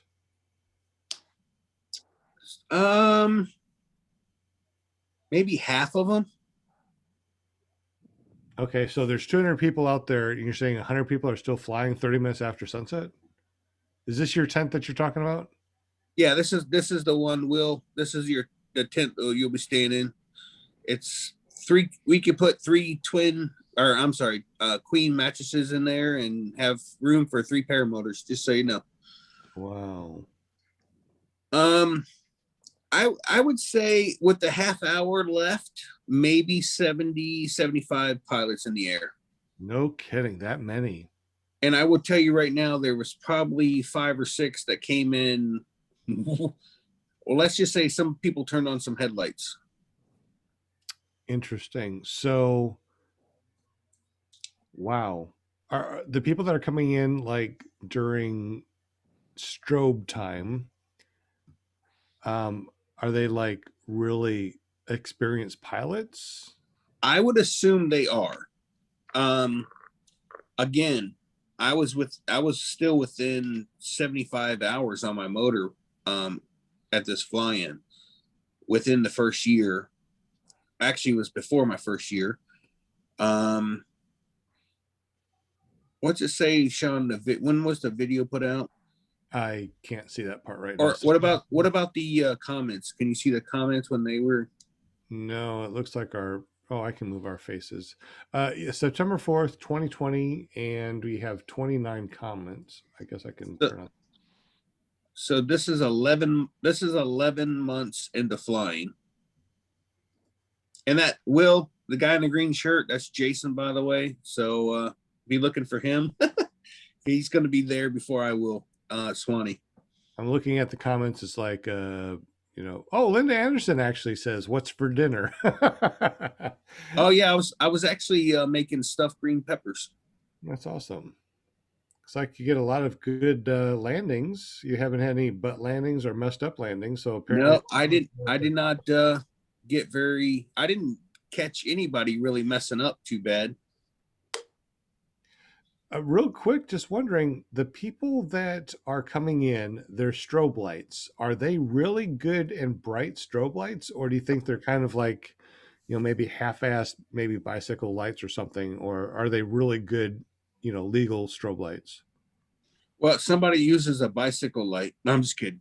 I didn't really pay attention to it, to be honest with you. I had already landed. Never even turned my strobes on because I didn't, I landed way before. I mean, I'd already put my wing away, put my motor away, and this is a 12-minute video. So how many people out there actually fly with strobes? If I'm in the middle of the day, I fly with strobes. I have enough strobe lights that I fly with strobes no matter what time of the day I fly. Just because to me, that seems to be a little bit safer for other pilots to see me when they're flying. Does anybody else fly with strobe lights like during the day? Yeah. I do not turn mine on. I have to in that MOA I fly in. I fly because I don't have any. Who said that? Will? Oh, Jim. Yeah, you'll be getting some. I was going to make a comment because that What? moonshiners is it's in the mountains there. I don't know how it is there, but where I fly, there's a mountain right in front of me to the west, and the legal flying time doesn't really do you much good because the sun actually sets 40 minutes before legal flying time because it goes behind that mountain so fast. So it is pitch dark, in that area because we're in the shadow of that mountain, by the end of legal flying time. I see a lot of interesting T-shirts. What are the most interesting T-shirts that you've seen that you can remember from different fly-ins? Just for curiosity. I mean, is there anything that stands out that you can remember? Is there a lot of Tucker video or Tucker got T-shirts? I don't recall seeing anything particularly special in the two that I went to. How about you, Shane? I think he's just gone. got back. I'm sorry, I missed I missed the question. T-shirts. Don't be a Richard. That's Mitch. I can't remember Mitch's last name. I did not buy a shirt at this fly-in, which I truly regret. Vail, North Carolina, I got a shirt from them. Swanee, I didn't get a shirt from them. They wanted they got $30 of mine, and you didn't get anything for it in return other than the ability to fly a county park or county airport. Gotcha. So I kind of think that for $30 you should be able to get something out of it, but outside of just being able to fly. I got a Miss Risky came in the mail today. Resurgence PPG said, "Oh, nice. My previous comment regarding Moonshiners LZ, okay, up there. Moonshiners is really tight LZ. Work on your spot landings now. Oh, I have my spot landings dialed in, especially since this last motor out. I was like, I'm going to land right there, and I landed exactly where I thought I was going to land. So it worked out great. It's funny you Sean, should mention that. Yeah. Can you go back to my page and the pizza cutting thing we were talking about earlier? Okay. Is the video where it's 7 minutes and 3 seconds, but I'm going to speed you up through.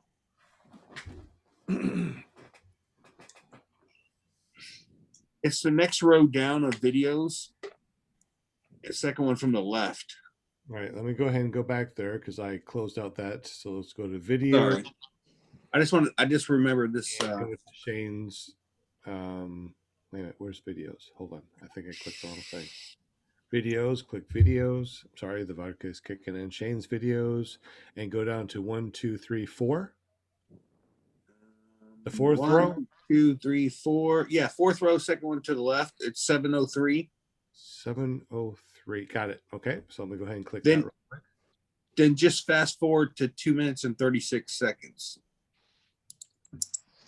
Hey, And while what- you're looking at that, can I ask, what day do you guys plan on being there for moonshiners?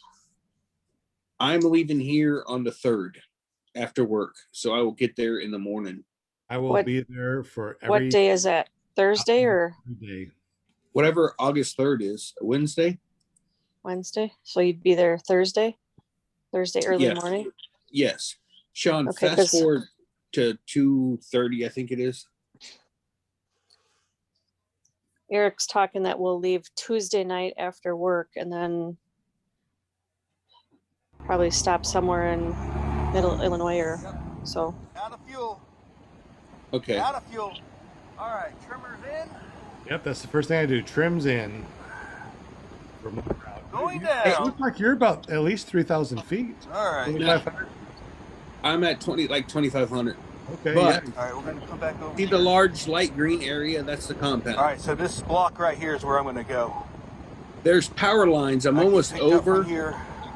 but I just wasn't sure. It's gonna go downwind. I sound like I'm not panicking, but I was screaming in my head right now. I'm Just on so the you know. other side of the power lines. There's Definitely really not nothing out here saying all the words that I was saying in mine. that I can get. I don't see a caught up bunch of on. muddy area. Look like, you know what I do is out. land right Oh, is it next considered to engine out or is it I a run out of main fuel, you road. big dummy? It looks like you got a All lot right, of options. so I'm Are you just going trying to- into the wind? I got plenty of LZ Yeah, here. right now I'm So going. I'm gonna try to make it I'm over crabbing. here. It looks even better over there. So what's over off to the left? All right. That's the that compound. sucks. You can't make it back that way? Okay, guys.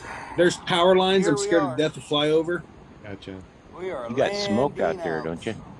I'm picking a That's good the salt LZ air. though, that's for sure. We shall see. So, at this point, I've already picked out my LZ, which is right above my right knee. The little cross point? It's a little bit further I'm still trying to hit upwards my throttle. towards the power lines. Oh yeah, I kept hitting the throttle. I kept hitting the You're throttle going- like I was going to go somewhere. And you're going into the wind, you said, yes? Right there, I'm going into the wind. A little bit more this way. So this is where I start pizza cutting once I realize I'm too high. You want to get to that little cross point right there, Like I a was little taught in four-way. school. Yep, a little Back bit and forth. further. So I'm looking to the east now. So I'm going to go a little further east of that cross point. So all I'm doing at this point is burning altitude. I'm literally cutting back and forth. Get pushed too far. More of those in there. You know, we need to have a episode where we're talking about roads and spot landing.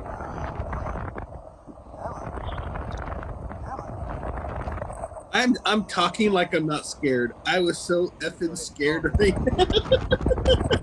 I see that you got your foot out so you can judge your I'm not sure why my foot was out. And then I realized this He's just grass showing his is- legs. Hey, this grass is about chest high, just so you know. The oscillation. Come out of your seat. Whoa! You dropped a little. That was cool.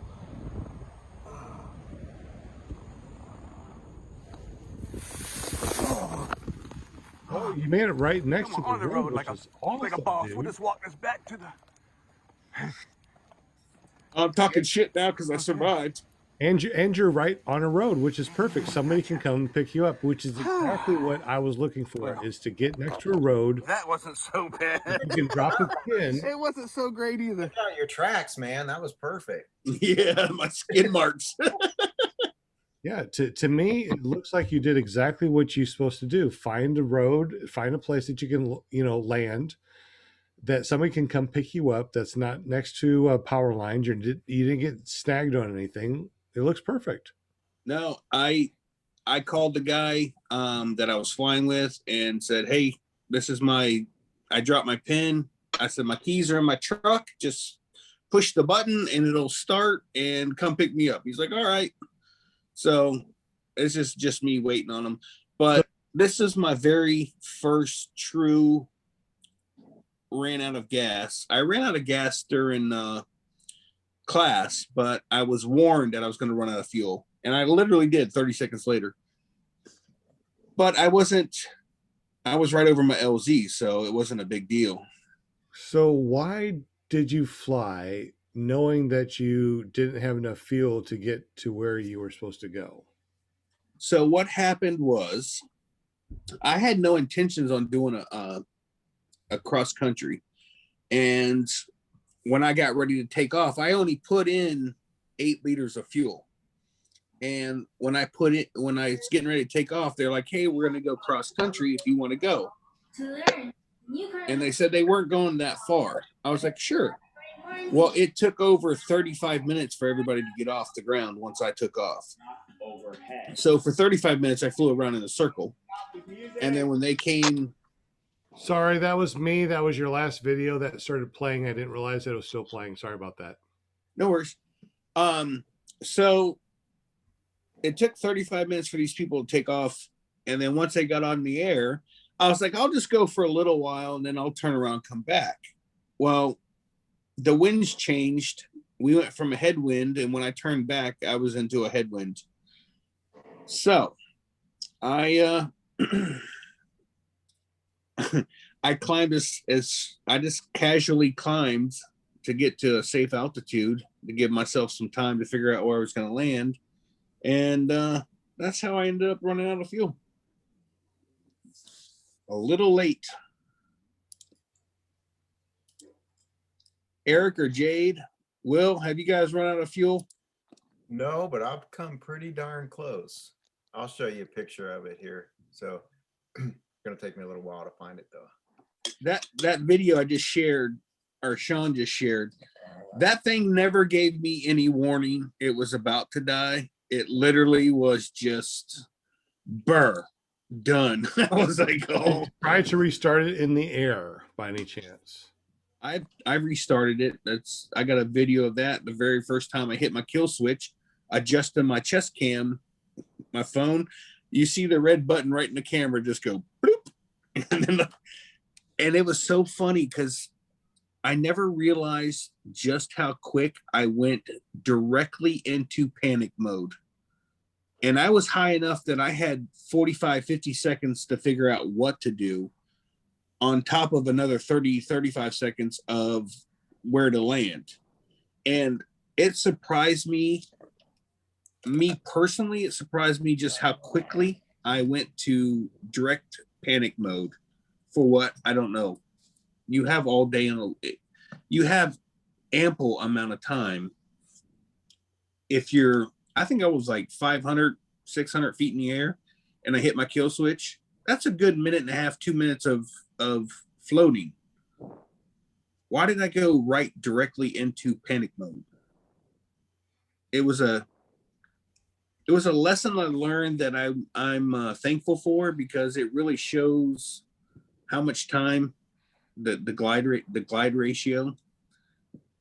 Now, if I was foot dragging and did that, no, I don't have any time. But 500-600 feet in the air, you've got plenty of time to restart your motor. The only time I've ever run out of fuel, I did it real low like an idiot. And talk about, I didn't even have time to panic. I had a choice between a bunch of bulls that were looking at me or try to make a 180-degree turn and maybe catch the end of the field. I got lucky. I mean, that was kind of my experience too. I've had 2 engine outs, and each time, man, when it happened, it's just, you're all business, you know? I mean, there's not a whole lot of thinking that's going on as far as other than just landing. And gosh, the second one that I had, it was both of them were non-events, really.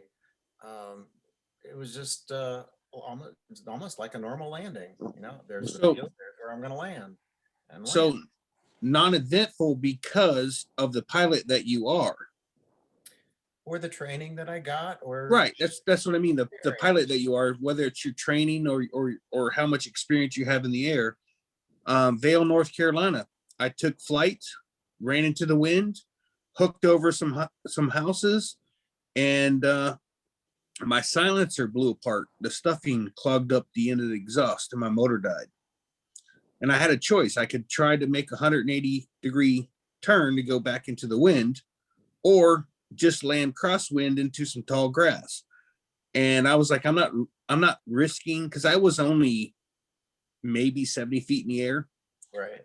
I wasn't going to risk trying to do a 180 back into the wind. I just said, screw it. I'll crosswind land it. And I mean, I came in, landed just fine. I was just like, holy crap. I can't believe that happened to me like that quickly.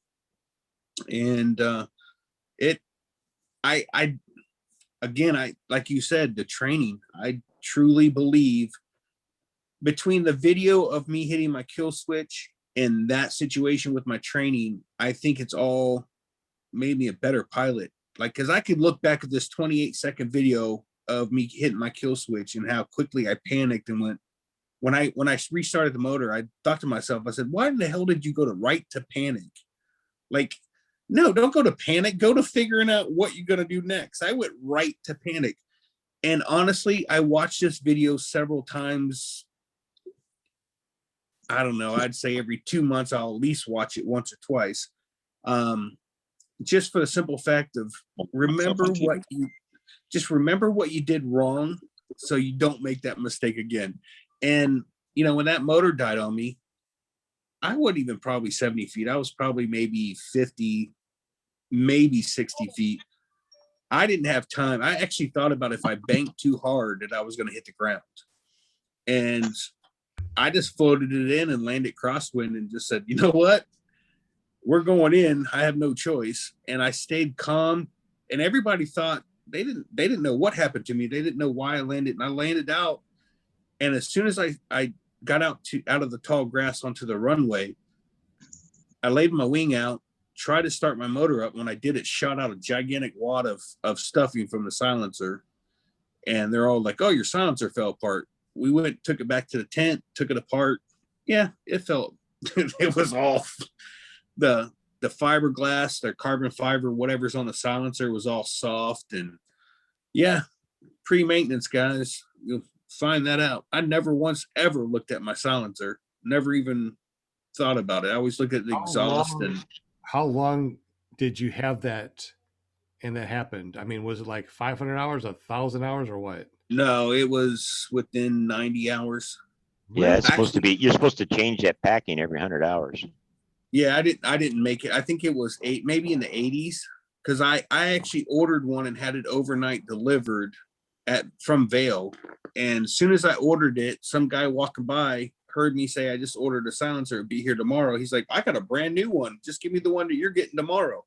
So he gave me a silencer. I put it on and we took off flying again for another hour and a half. That's awesome. I mean, I was just like, yeah, like the next day I got my package. I walked over, I handed it to him. He's like, thanks. So that's the other thing too about fly-ins. I mean, if you break something, you need a throttle.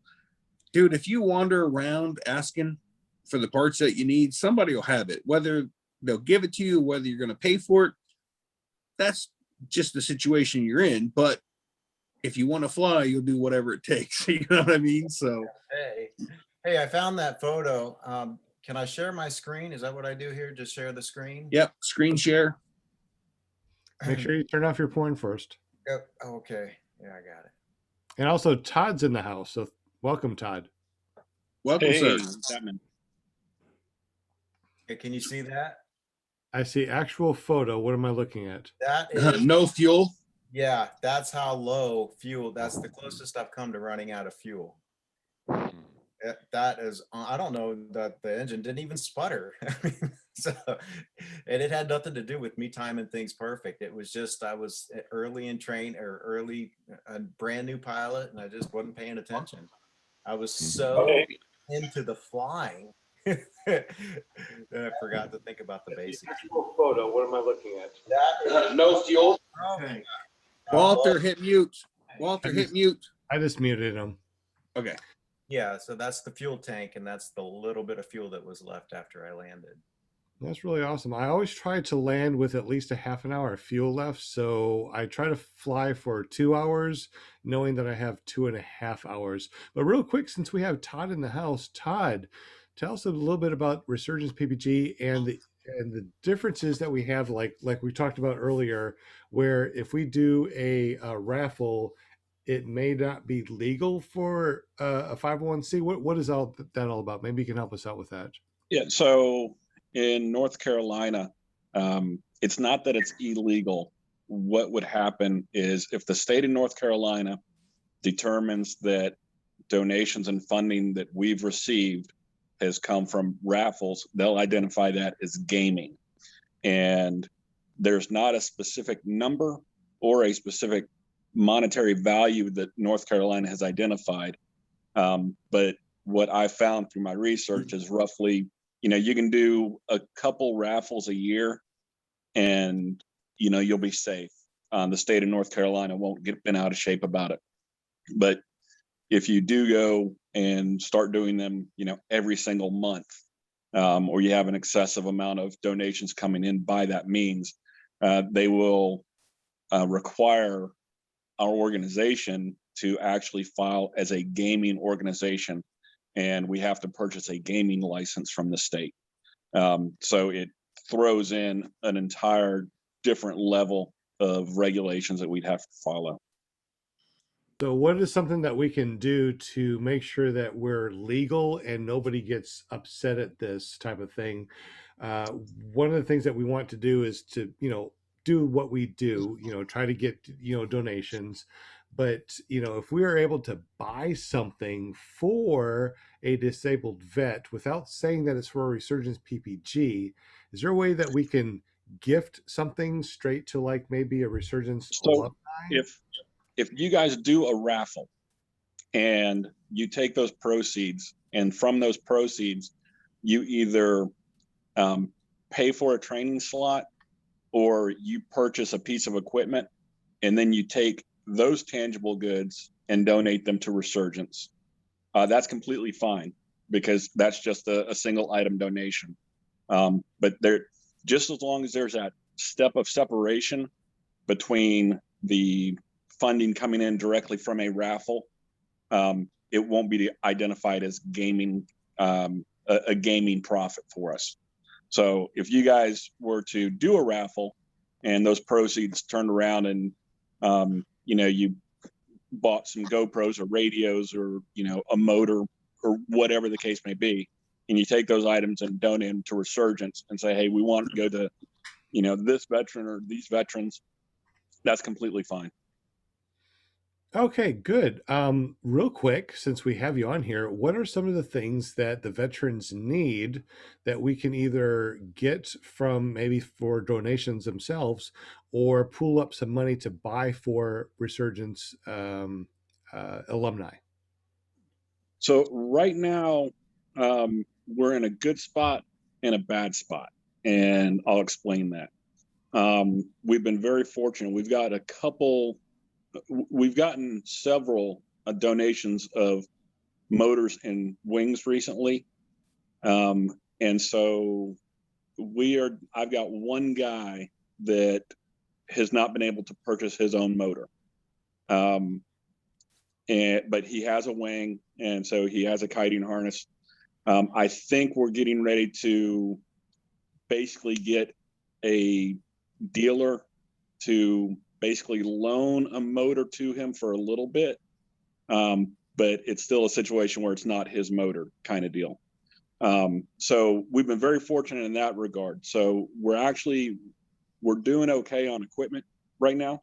But where we're not doing so well is actual just straight up cash donations to allow us to provide the scholarships that we do.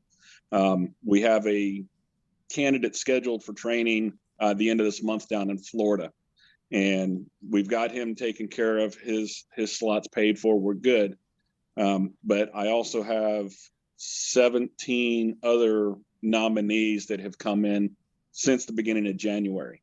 So I've got 17 people right now that we're trying to figure out how we're going to support after we go ahead and provide the sponsorship to Justin later this month. And so what we've seen is there's been a reduction in donations, obviously because of COVID. With the downturn in the economy, there was a huge drop off in the level of donations that we received this past year. And so it's basically everything that we did this past year, although it looks like we did a lot of really good things and had great adventures, that money actually came from 2019. So basically the current situation is we're spending last year's money. And so we're kind of in a deficit at that point. So right now, the biggest thing is simply just cash donations so we can go ahead and, provide more scholarships. About how much money does each person need to be able to go through training, to get there for lodging training? About how much money do we need per person to donate, for us to donate to get someone to training and back? Yep. So is everybody always freaks out because nobody really thinks about that number. What we plan for is $7,000. So $7,000 per person. And everybody freaks out. They're like, holy snots, that's a lot of money, which it is. I am fully aware that that is a lot of money. But I can go ahead and break that down. We look at Aviator PPG has probably one of the most expensive courses in the country right now at $3,640 for 2 weeks. And from a planning standpoint, we'll take the $3,640 for tuition. And obviously, if we send a candidate to like Kyle O'Glee, he's much cheaper. We still plan for that $3,640 for tuition, but we save money when we go to other instructors and other schools that aren't as expensive as, say, Aviator. But so $3,640 from a planning standpoint.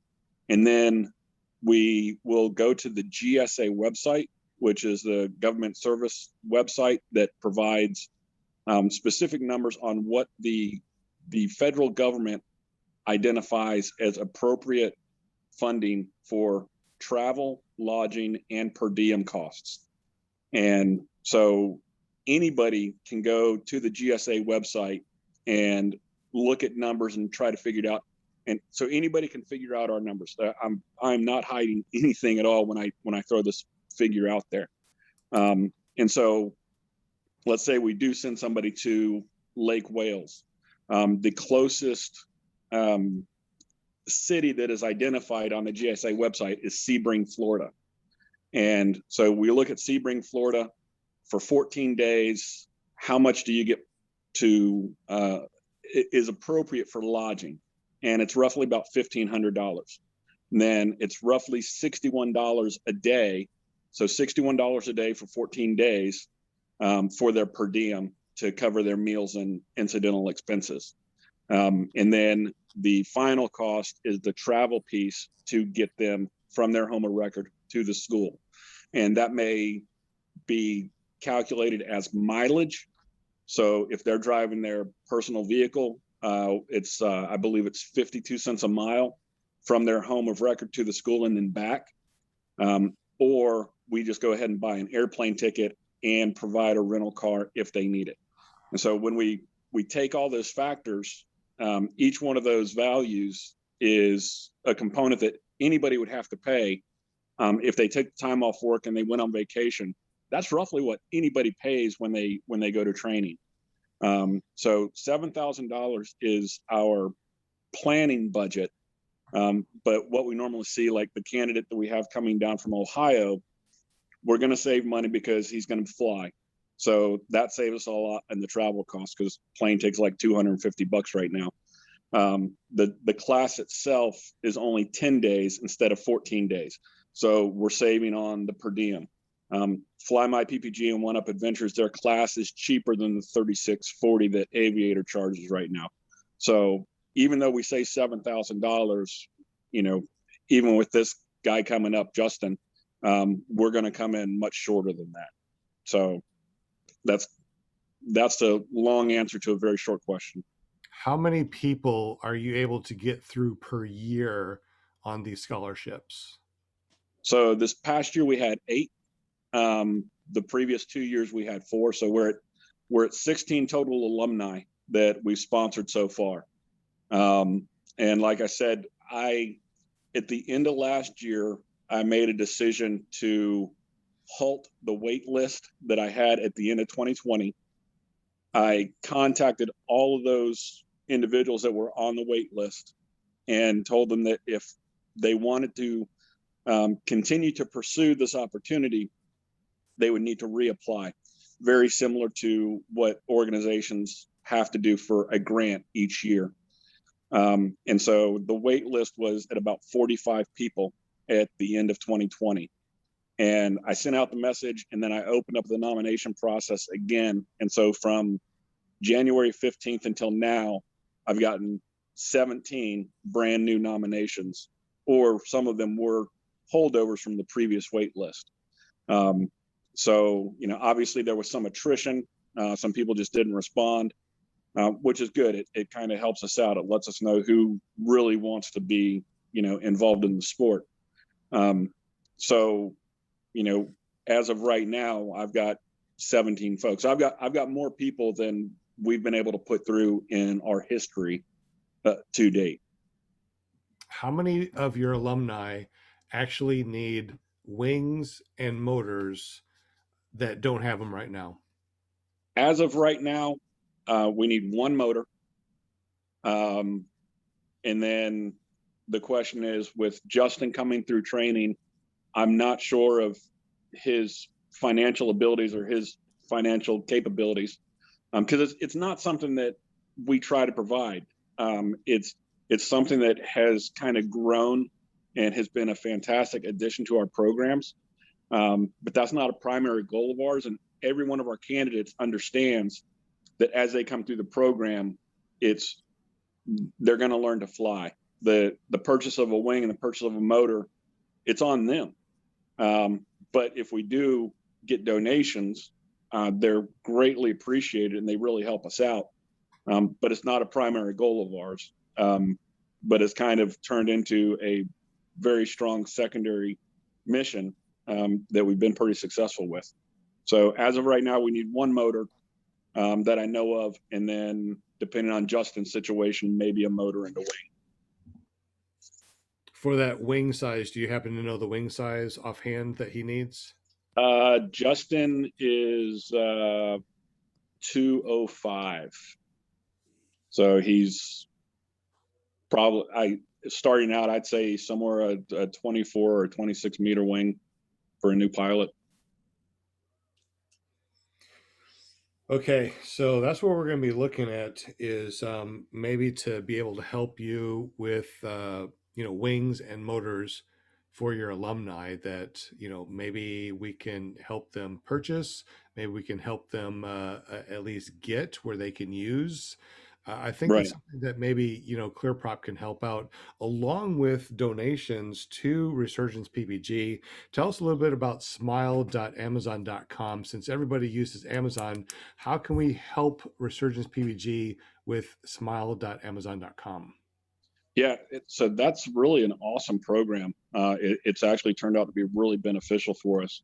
So smile.amazon.com is their charitable giving program from Amazon.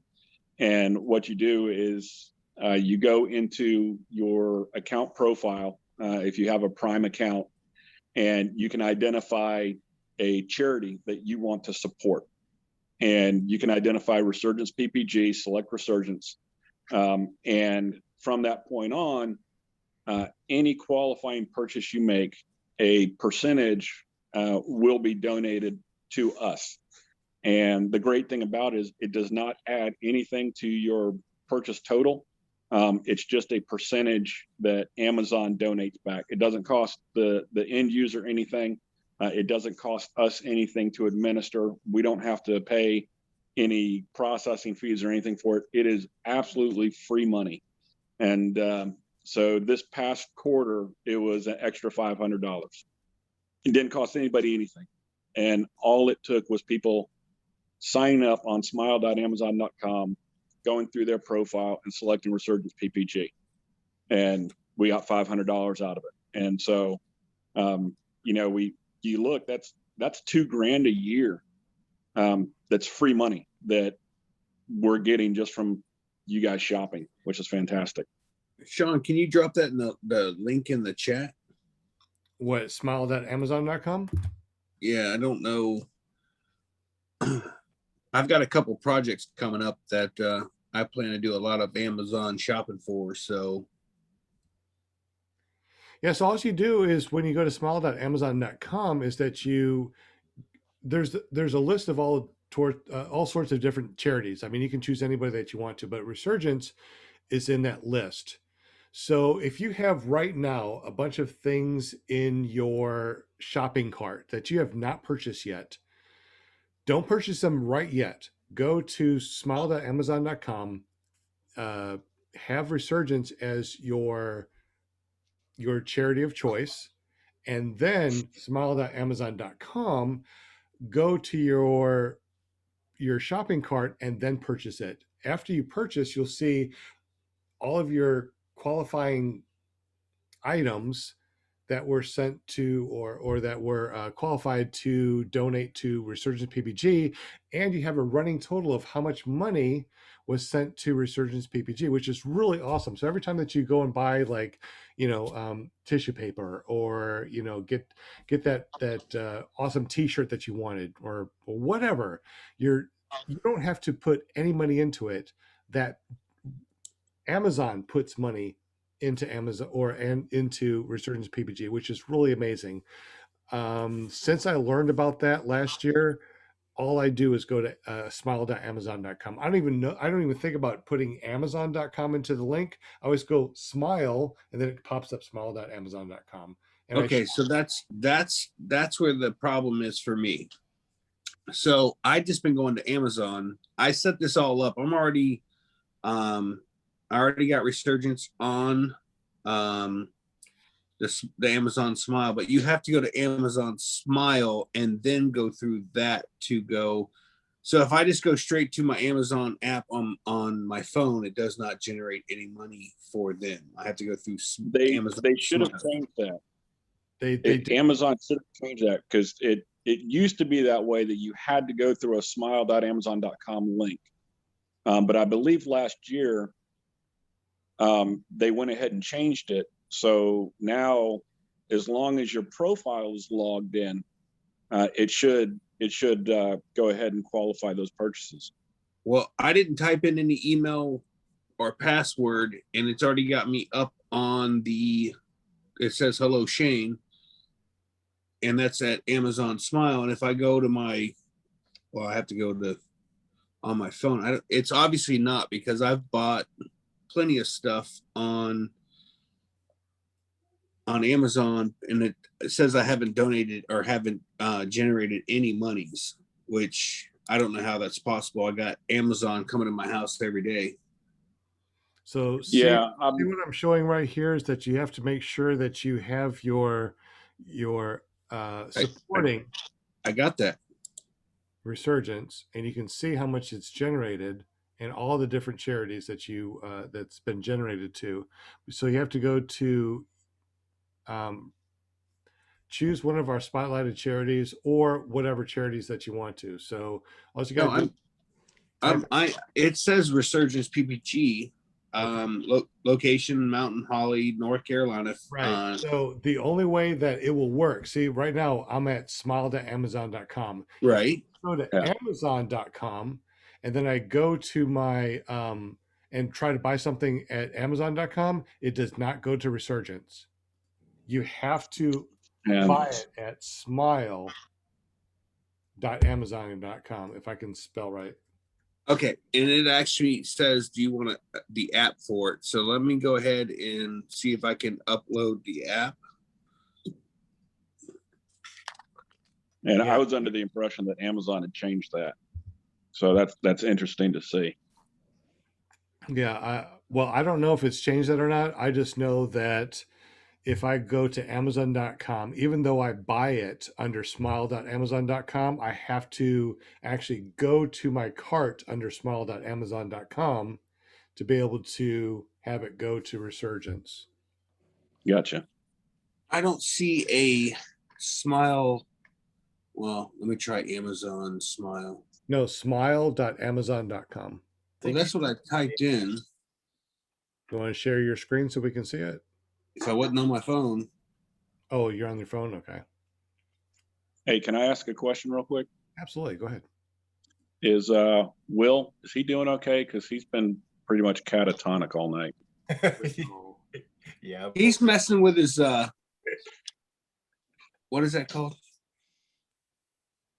My long, Yeah. my kite tail. His kite tail. See, they say there's an app for it, but I guess you got to do it off the computer. No, I got my app on your Amazon app. You have to change it to smile.amazon on your Amazon app, and it works. All right, let me try that real quick. Let me So see. I'm on my phone. On your app, right? On the app. So where do I change it at? I don't know offhand. Let me look real quick because I changed it when I saw that you can go to. Who the hell is at my front door? Amazon. It's Amazon. It's my daughter who parked in the wrong spot. Does anybody know where you go to make your Amazon app smile? Because that's what I've done, but I can't remember where it is located on here. Does anybody know? I'm looking right now. I don't know. My wife did it for us. There it She's is. got it Programs working. and features, maybe? There it is. Yeah. Let's see. Let me go back. When you go down under, where was that? Under settings. Under settings is. There it is. Under settings, you go to Amazon Smile. Yep. And it's got okay. So not why is it off? Turn it on. Yeah, it gives me a URL. Shane, if you want, go in Google. So mine is on right now. So anything that I do on my Amazon app automatically goes to my Resurgence PPG, which is awesome.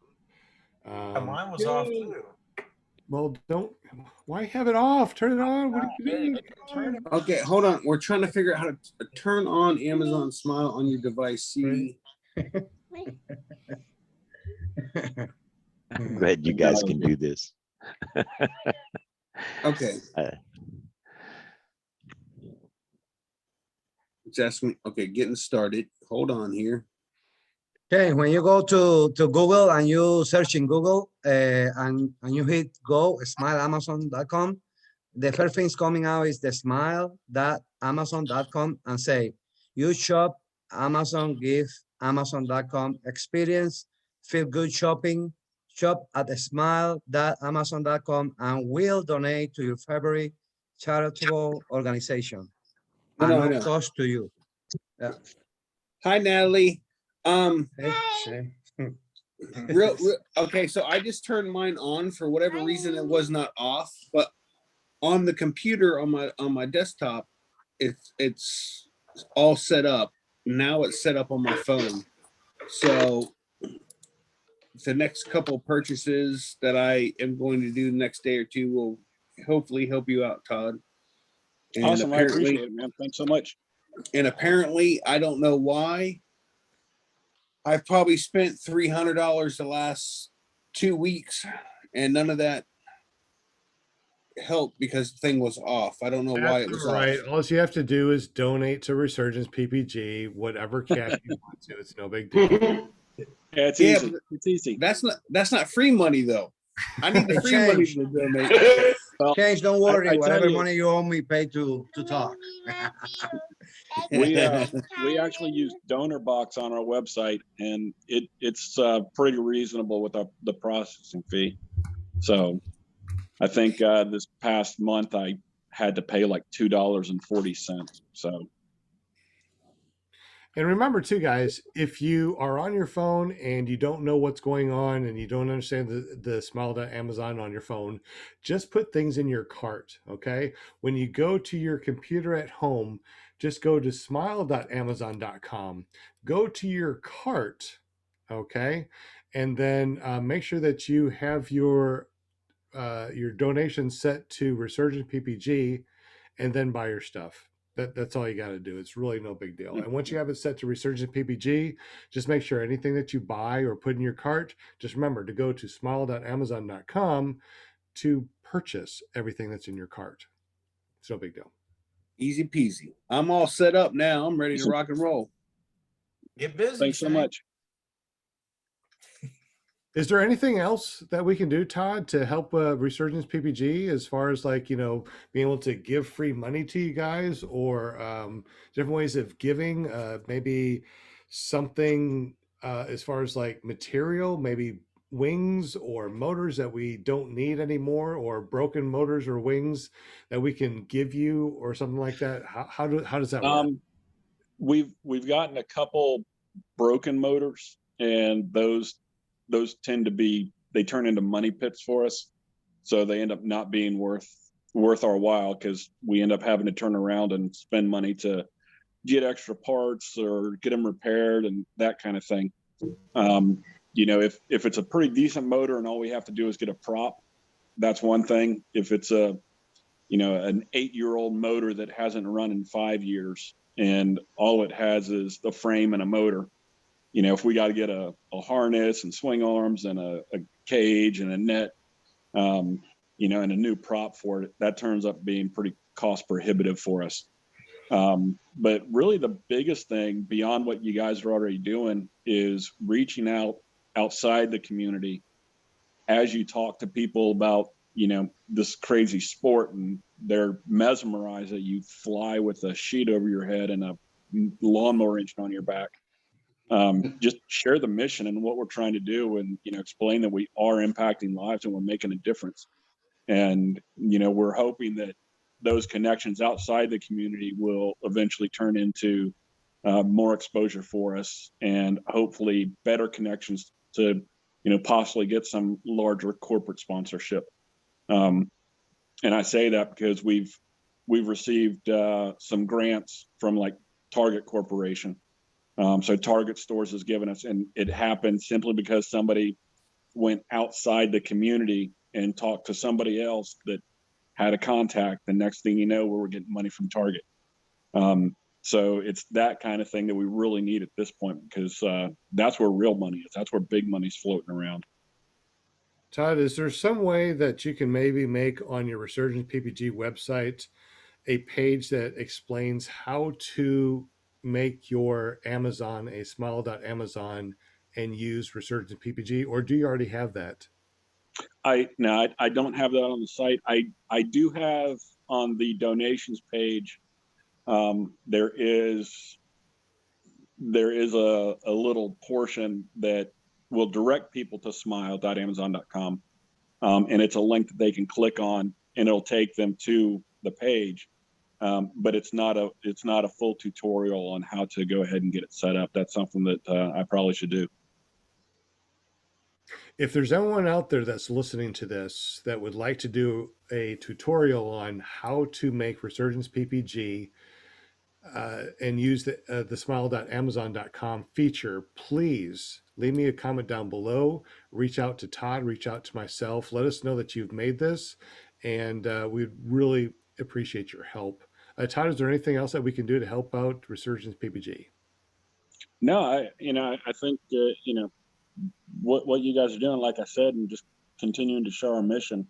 That's really all I can ask. I think going back to the program tonight, if I can go ahead and touch on moonshiners a little bit. Please do, please, absolutely. Yeah. So obviously about. this past year, moonshiners was canceled due to COVID. But I was there in 2019, and a couple things I put it in the chat. But hello, a few things. One, the takeoff and landing area is actually broken up into 3 small takeoff zones, if you will. Each one of them individually is pretty small, and they do get really, really busy as people are setting their wings out. Between 2 of those areas is a taxiway. And so even though they put a NOTAM in place, there are still airplanes that land there during the event. So that's always something to be aware of. The area to fly itself is absolutely beautiful. There's a beautiful lake down to the south. It's super cool. In the next valley over to the west, there's actually a prison. So if you either hop over the mountain range to the west and get into that next valley, or what we did is we just circle around the entire ridge line and did a cross country around it. You know, it's an hour flight to do this one circuit. But there is a prison in that next valley over. So as you're flying over, make sure you're aware and don't fly over the prison. Don't fly too close to it. But in the valleys themselves, there are plenty of fields, plenty of outs. It's a great area. The town is very welcoming, and they want us there. So the big thing is it's not a large facility. Not a lot of area for campers, not a lot of area for pilots to lay out, to launch and land. So just be ready for it to be tight, and just kind of pick the locations you launch and land, and always be aware of what's going on around you. Gotcha. We have a comment here in the chat. Kelby Cox says, "I want to kiss Todd." So apparently you're doing everything right. You're doing a really good job helping people. Everyone loves you and Resurgence PPG. And definitely, if there's anything that we can do, we would definitely like to help you guys out. So I would love to kiss Kelby too. Kelby's one of our alumni. So he went through our program, and he is a great individual. I love Kelby. That's awesome. I really love this community, how amazing everyone is. We all get together. We want to help each other the best we can. And, I was in the Marine Corps, and I have not seen a close-knit community besides the Marine Corps that this community has now. I have Right. not seen it. This is all I've ever seen was this and the Marine Corps as far as like tight-knit, and I'm going to help you no matter what. And it's that exact reason that I felt starting Resurgence PPG would be viable, because what a lot of veterans want, and what they seek out after their separation from service, is they still seek out that fellowship, that camaraderie, and that brotherhood, if you will. And it's so hard to find out in the civilian world after coming out of the military. It's just, you don't see it. But we do have it in this community, and it's something that I think we've built, within Resurgence. It's not just about us sponsoring guys. As you can see, Kelby gets on here, and God, Kelby started flying 1.5 years, 2 years ago. And for us, it's about continuing those relationships, and having the adventure trips out to Arizona like we had this past year. And we've got something coming up later this year that I'll be announcing here soon. But it's not just about that training piece. It's about giving that sense of community, that sense of brotherhood back to these veterans, and it's something that they can hold on to. This has turned out to be a better bonus podcast than I thought, because of Todd and Resurgence PPG, everyone getting together and, just being like a tight-knit family. This is more of a family than a community. This is like a family. Let's all get together and fly. Let's go ahead and get together and help other people, especially the disabled vets. And I truly appreciate everyone that's ever been on the show, everyone that has a show, people that are doing the things like Todd are doing. You guys are just absolutely amazing, and I totally appreciate you. Is there anything that you guys want to talk about before we end this live stream? Todd, is there anything that you want to end with before we go? No, I'm good. I appreciate the time, and I just wanted to hop on here and kind of talk about moonshiners a little bit, and just throw that out there, because I realized that most of the folks on the panel had not been, and I wanted to kind of make sure that we were setting appropriate expectations for what you guys would arrive to. Expect it to be close, tight, a lot of people in very close quarters. And I know there were comments about generators, and I'm sorry, there are going to be a lot of generators running around you. That's just the nature of the beast at Moonshiners. So, because we want to get together as a group, let's say that people want to get together. I mean, from all over the United States, they want to go to Yep. Moonshiners, but they want to be in a spot. How possible is that as far as like, hey, let's go over here to this one spot and we all get together? Is that even possible? It is the best way to do it would be have at least a reasonable number of you guys meet as early as they'll let you in. And, you know, if you're having, you know, 9, 12 people show up, or 12 campers that you're wanting, I would say at least have 4 to 6 of you guys show up right when they start allowing people in to register, and go find a corner for you and just start staking your claim. And I would recommend, you know, try to be friendly about how much space you take. I know everybody wants to have their nice little powwow and circle the wagons, and that takes a lot of real estate. If you park campers, you know, parallel to each other, I get it. You don't get the same kind of patio area, and you don't get that same, you know, fire pit experience. But it saves room for everybody else. And so everything I'm hearing, there's going to be a lot of people at Moonshiners this year. So I would say, you know, get a portion of you guys there early, have them kind of stake out an area, and just go from there. If you can get everybody to show up at the same time, that would be the best option. Just everybody meet in town and then roll into the airport in a convoy as early as you can, because it's going to fill up, and it's going to be incredible. What's the early part that you're talking about? I mean, is it like the day before or hours before that the gates open, or what? Yeah, so the town of Johnson City, because it is a municipal airport, they don't allow early arrivals. I mean, even Endless Foot Drag, Michael Holiday, he was only allowing people that were there helping set up. You know, because I got to Fredona a day early, and I sent him a message and asked, "Hey, am I allowed to come in?" And he's like, "No." I'm like, "Hey, I'm a vendor," and he's like, "No, you're not allowed. You got to wait till 8 o'clock on Friday morning." And so Johnson City's kind of the same way. So it's going to be a situation where there's probably going to be a line of vehicles lined up trying to get into the airport. And once they go ahead and open up registration and open up the gate, it'd just be people flooding in. How does registration work? I mean, is there someone there that goes up to your car as you're in line, or do you have to park someplace and go to a registration booth? How does that work? So the gate to get in, you'll come in from the south side of the airport, and you'll circle around to the north side of the FBO building. And it's a little itty bitty parking lot, and it's a small FBO building.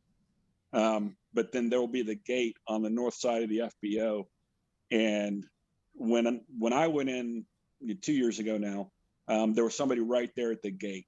And so at that time, they went ahead and took my registration money. They had the waiver right there, signed the waiver. There was another sign-in sheet, basically, that you sign in. And I mean, it only took a couple minutes, but it was somebody right there at the gate before you actually get into the airport or onto the ramp area itself. And when you go I'm sorry, go ahead. So I went in as a vendor. And so what they did is the vendors were actually on the tarmac of the ramp area. So right when you come in the gate off to the right, we were right on the edge of the tarmac and the grass. And then they had people camping further up from us, further north, and then on the south side of the taxiway. And so it really depends on what time you get there, how full it's gotten, and basically what area is left for them to put campers.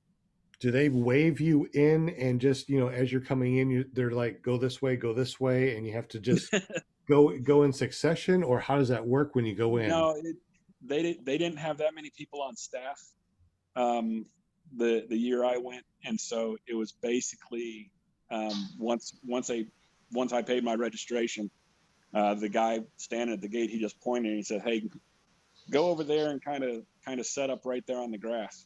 And so I went and pulled in between a couple other guys and got my stuff set up.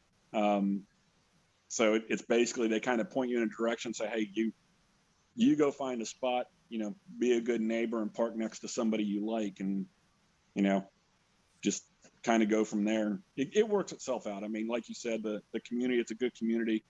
It's a family community. You can park next to anybody. It really doesn't matter. Usually they won't get too upset. Hopefully not.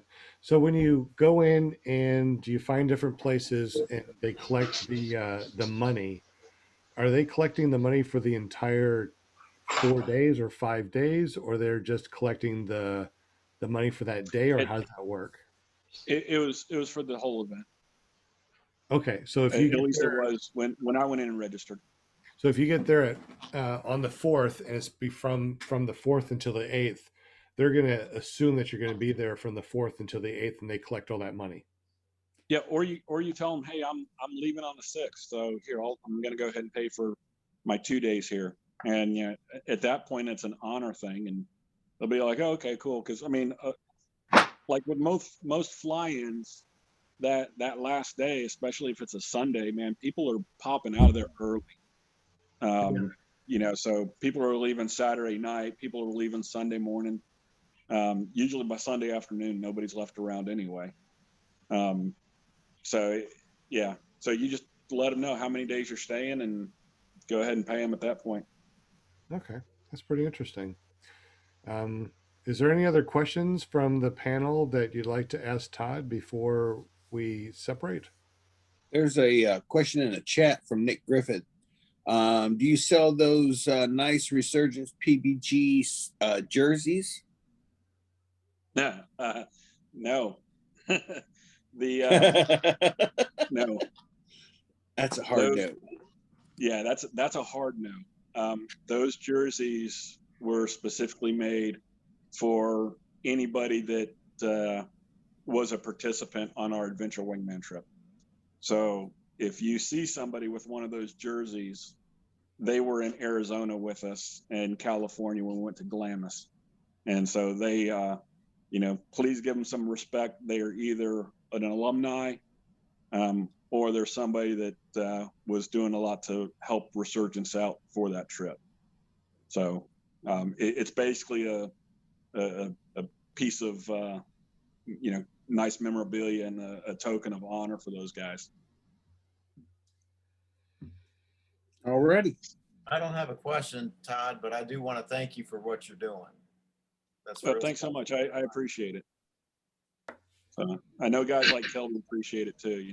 It's because of, folks like you guys, supporting our mission on the show and, helping us spread the word that we're able to do what we do. Without you guys, it wouldn't happen. Oh, we definitely appreciate you for sure. Any other questions in the chat or on the panel?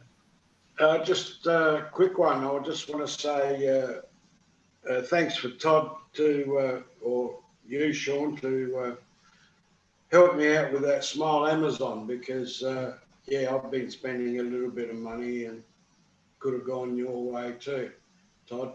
Awesome. I appreciate you. We're still not.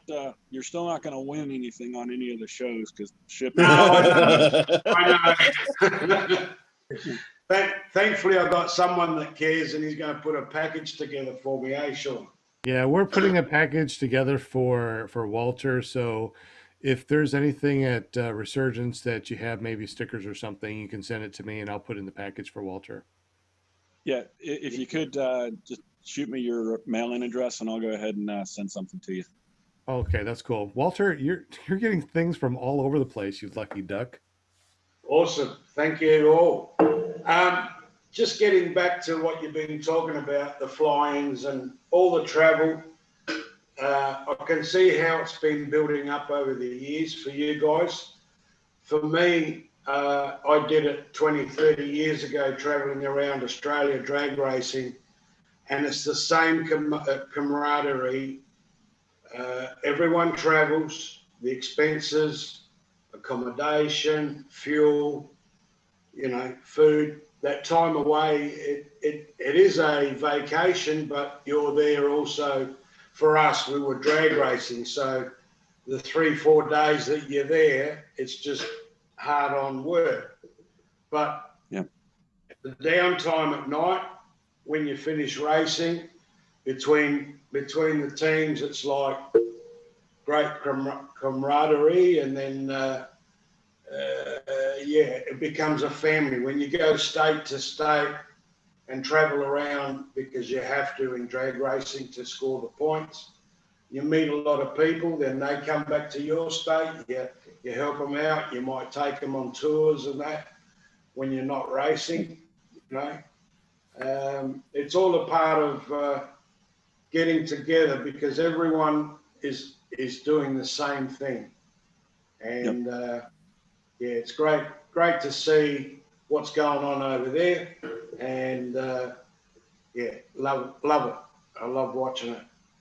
We got 9 people we'll, in the background on Zoom and 7 people watching. So we're probably going to kill this live stream pretty soon. Any other comments or questions or thoughts?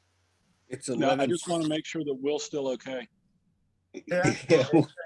Okay. Is that willflyppg.com we're talking about? Yeah, absolutely. I mean, just I've been worried about him all night. It's like a sponge soaking it all up.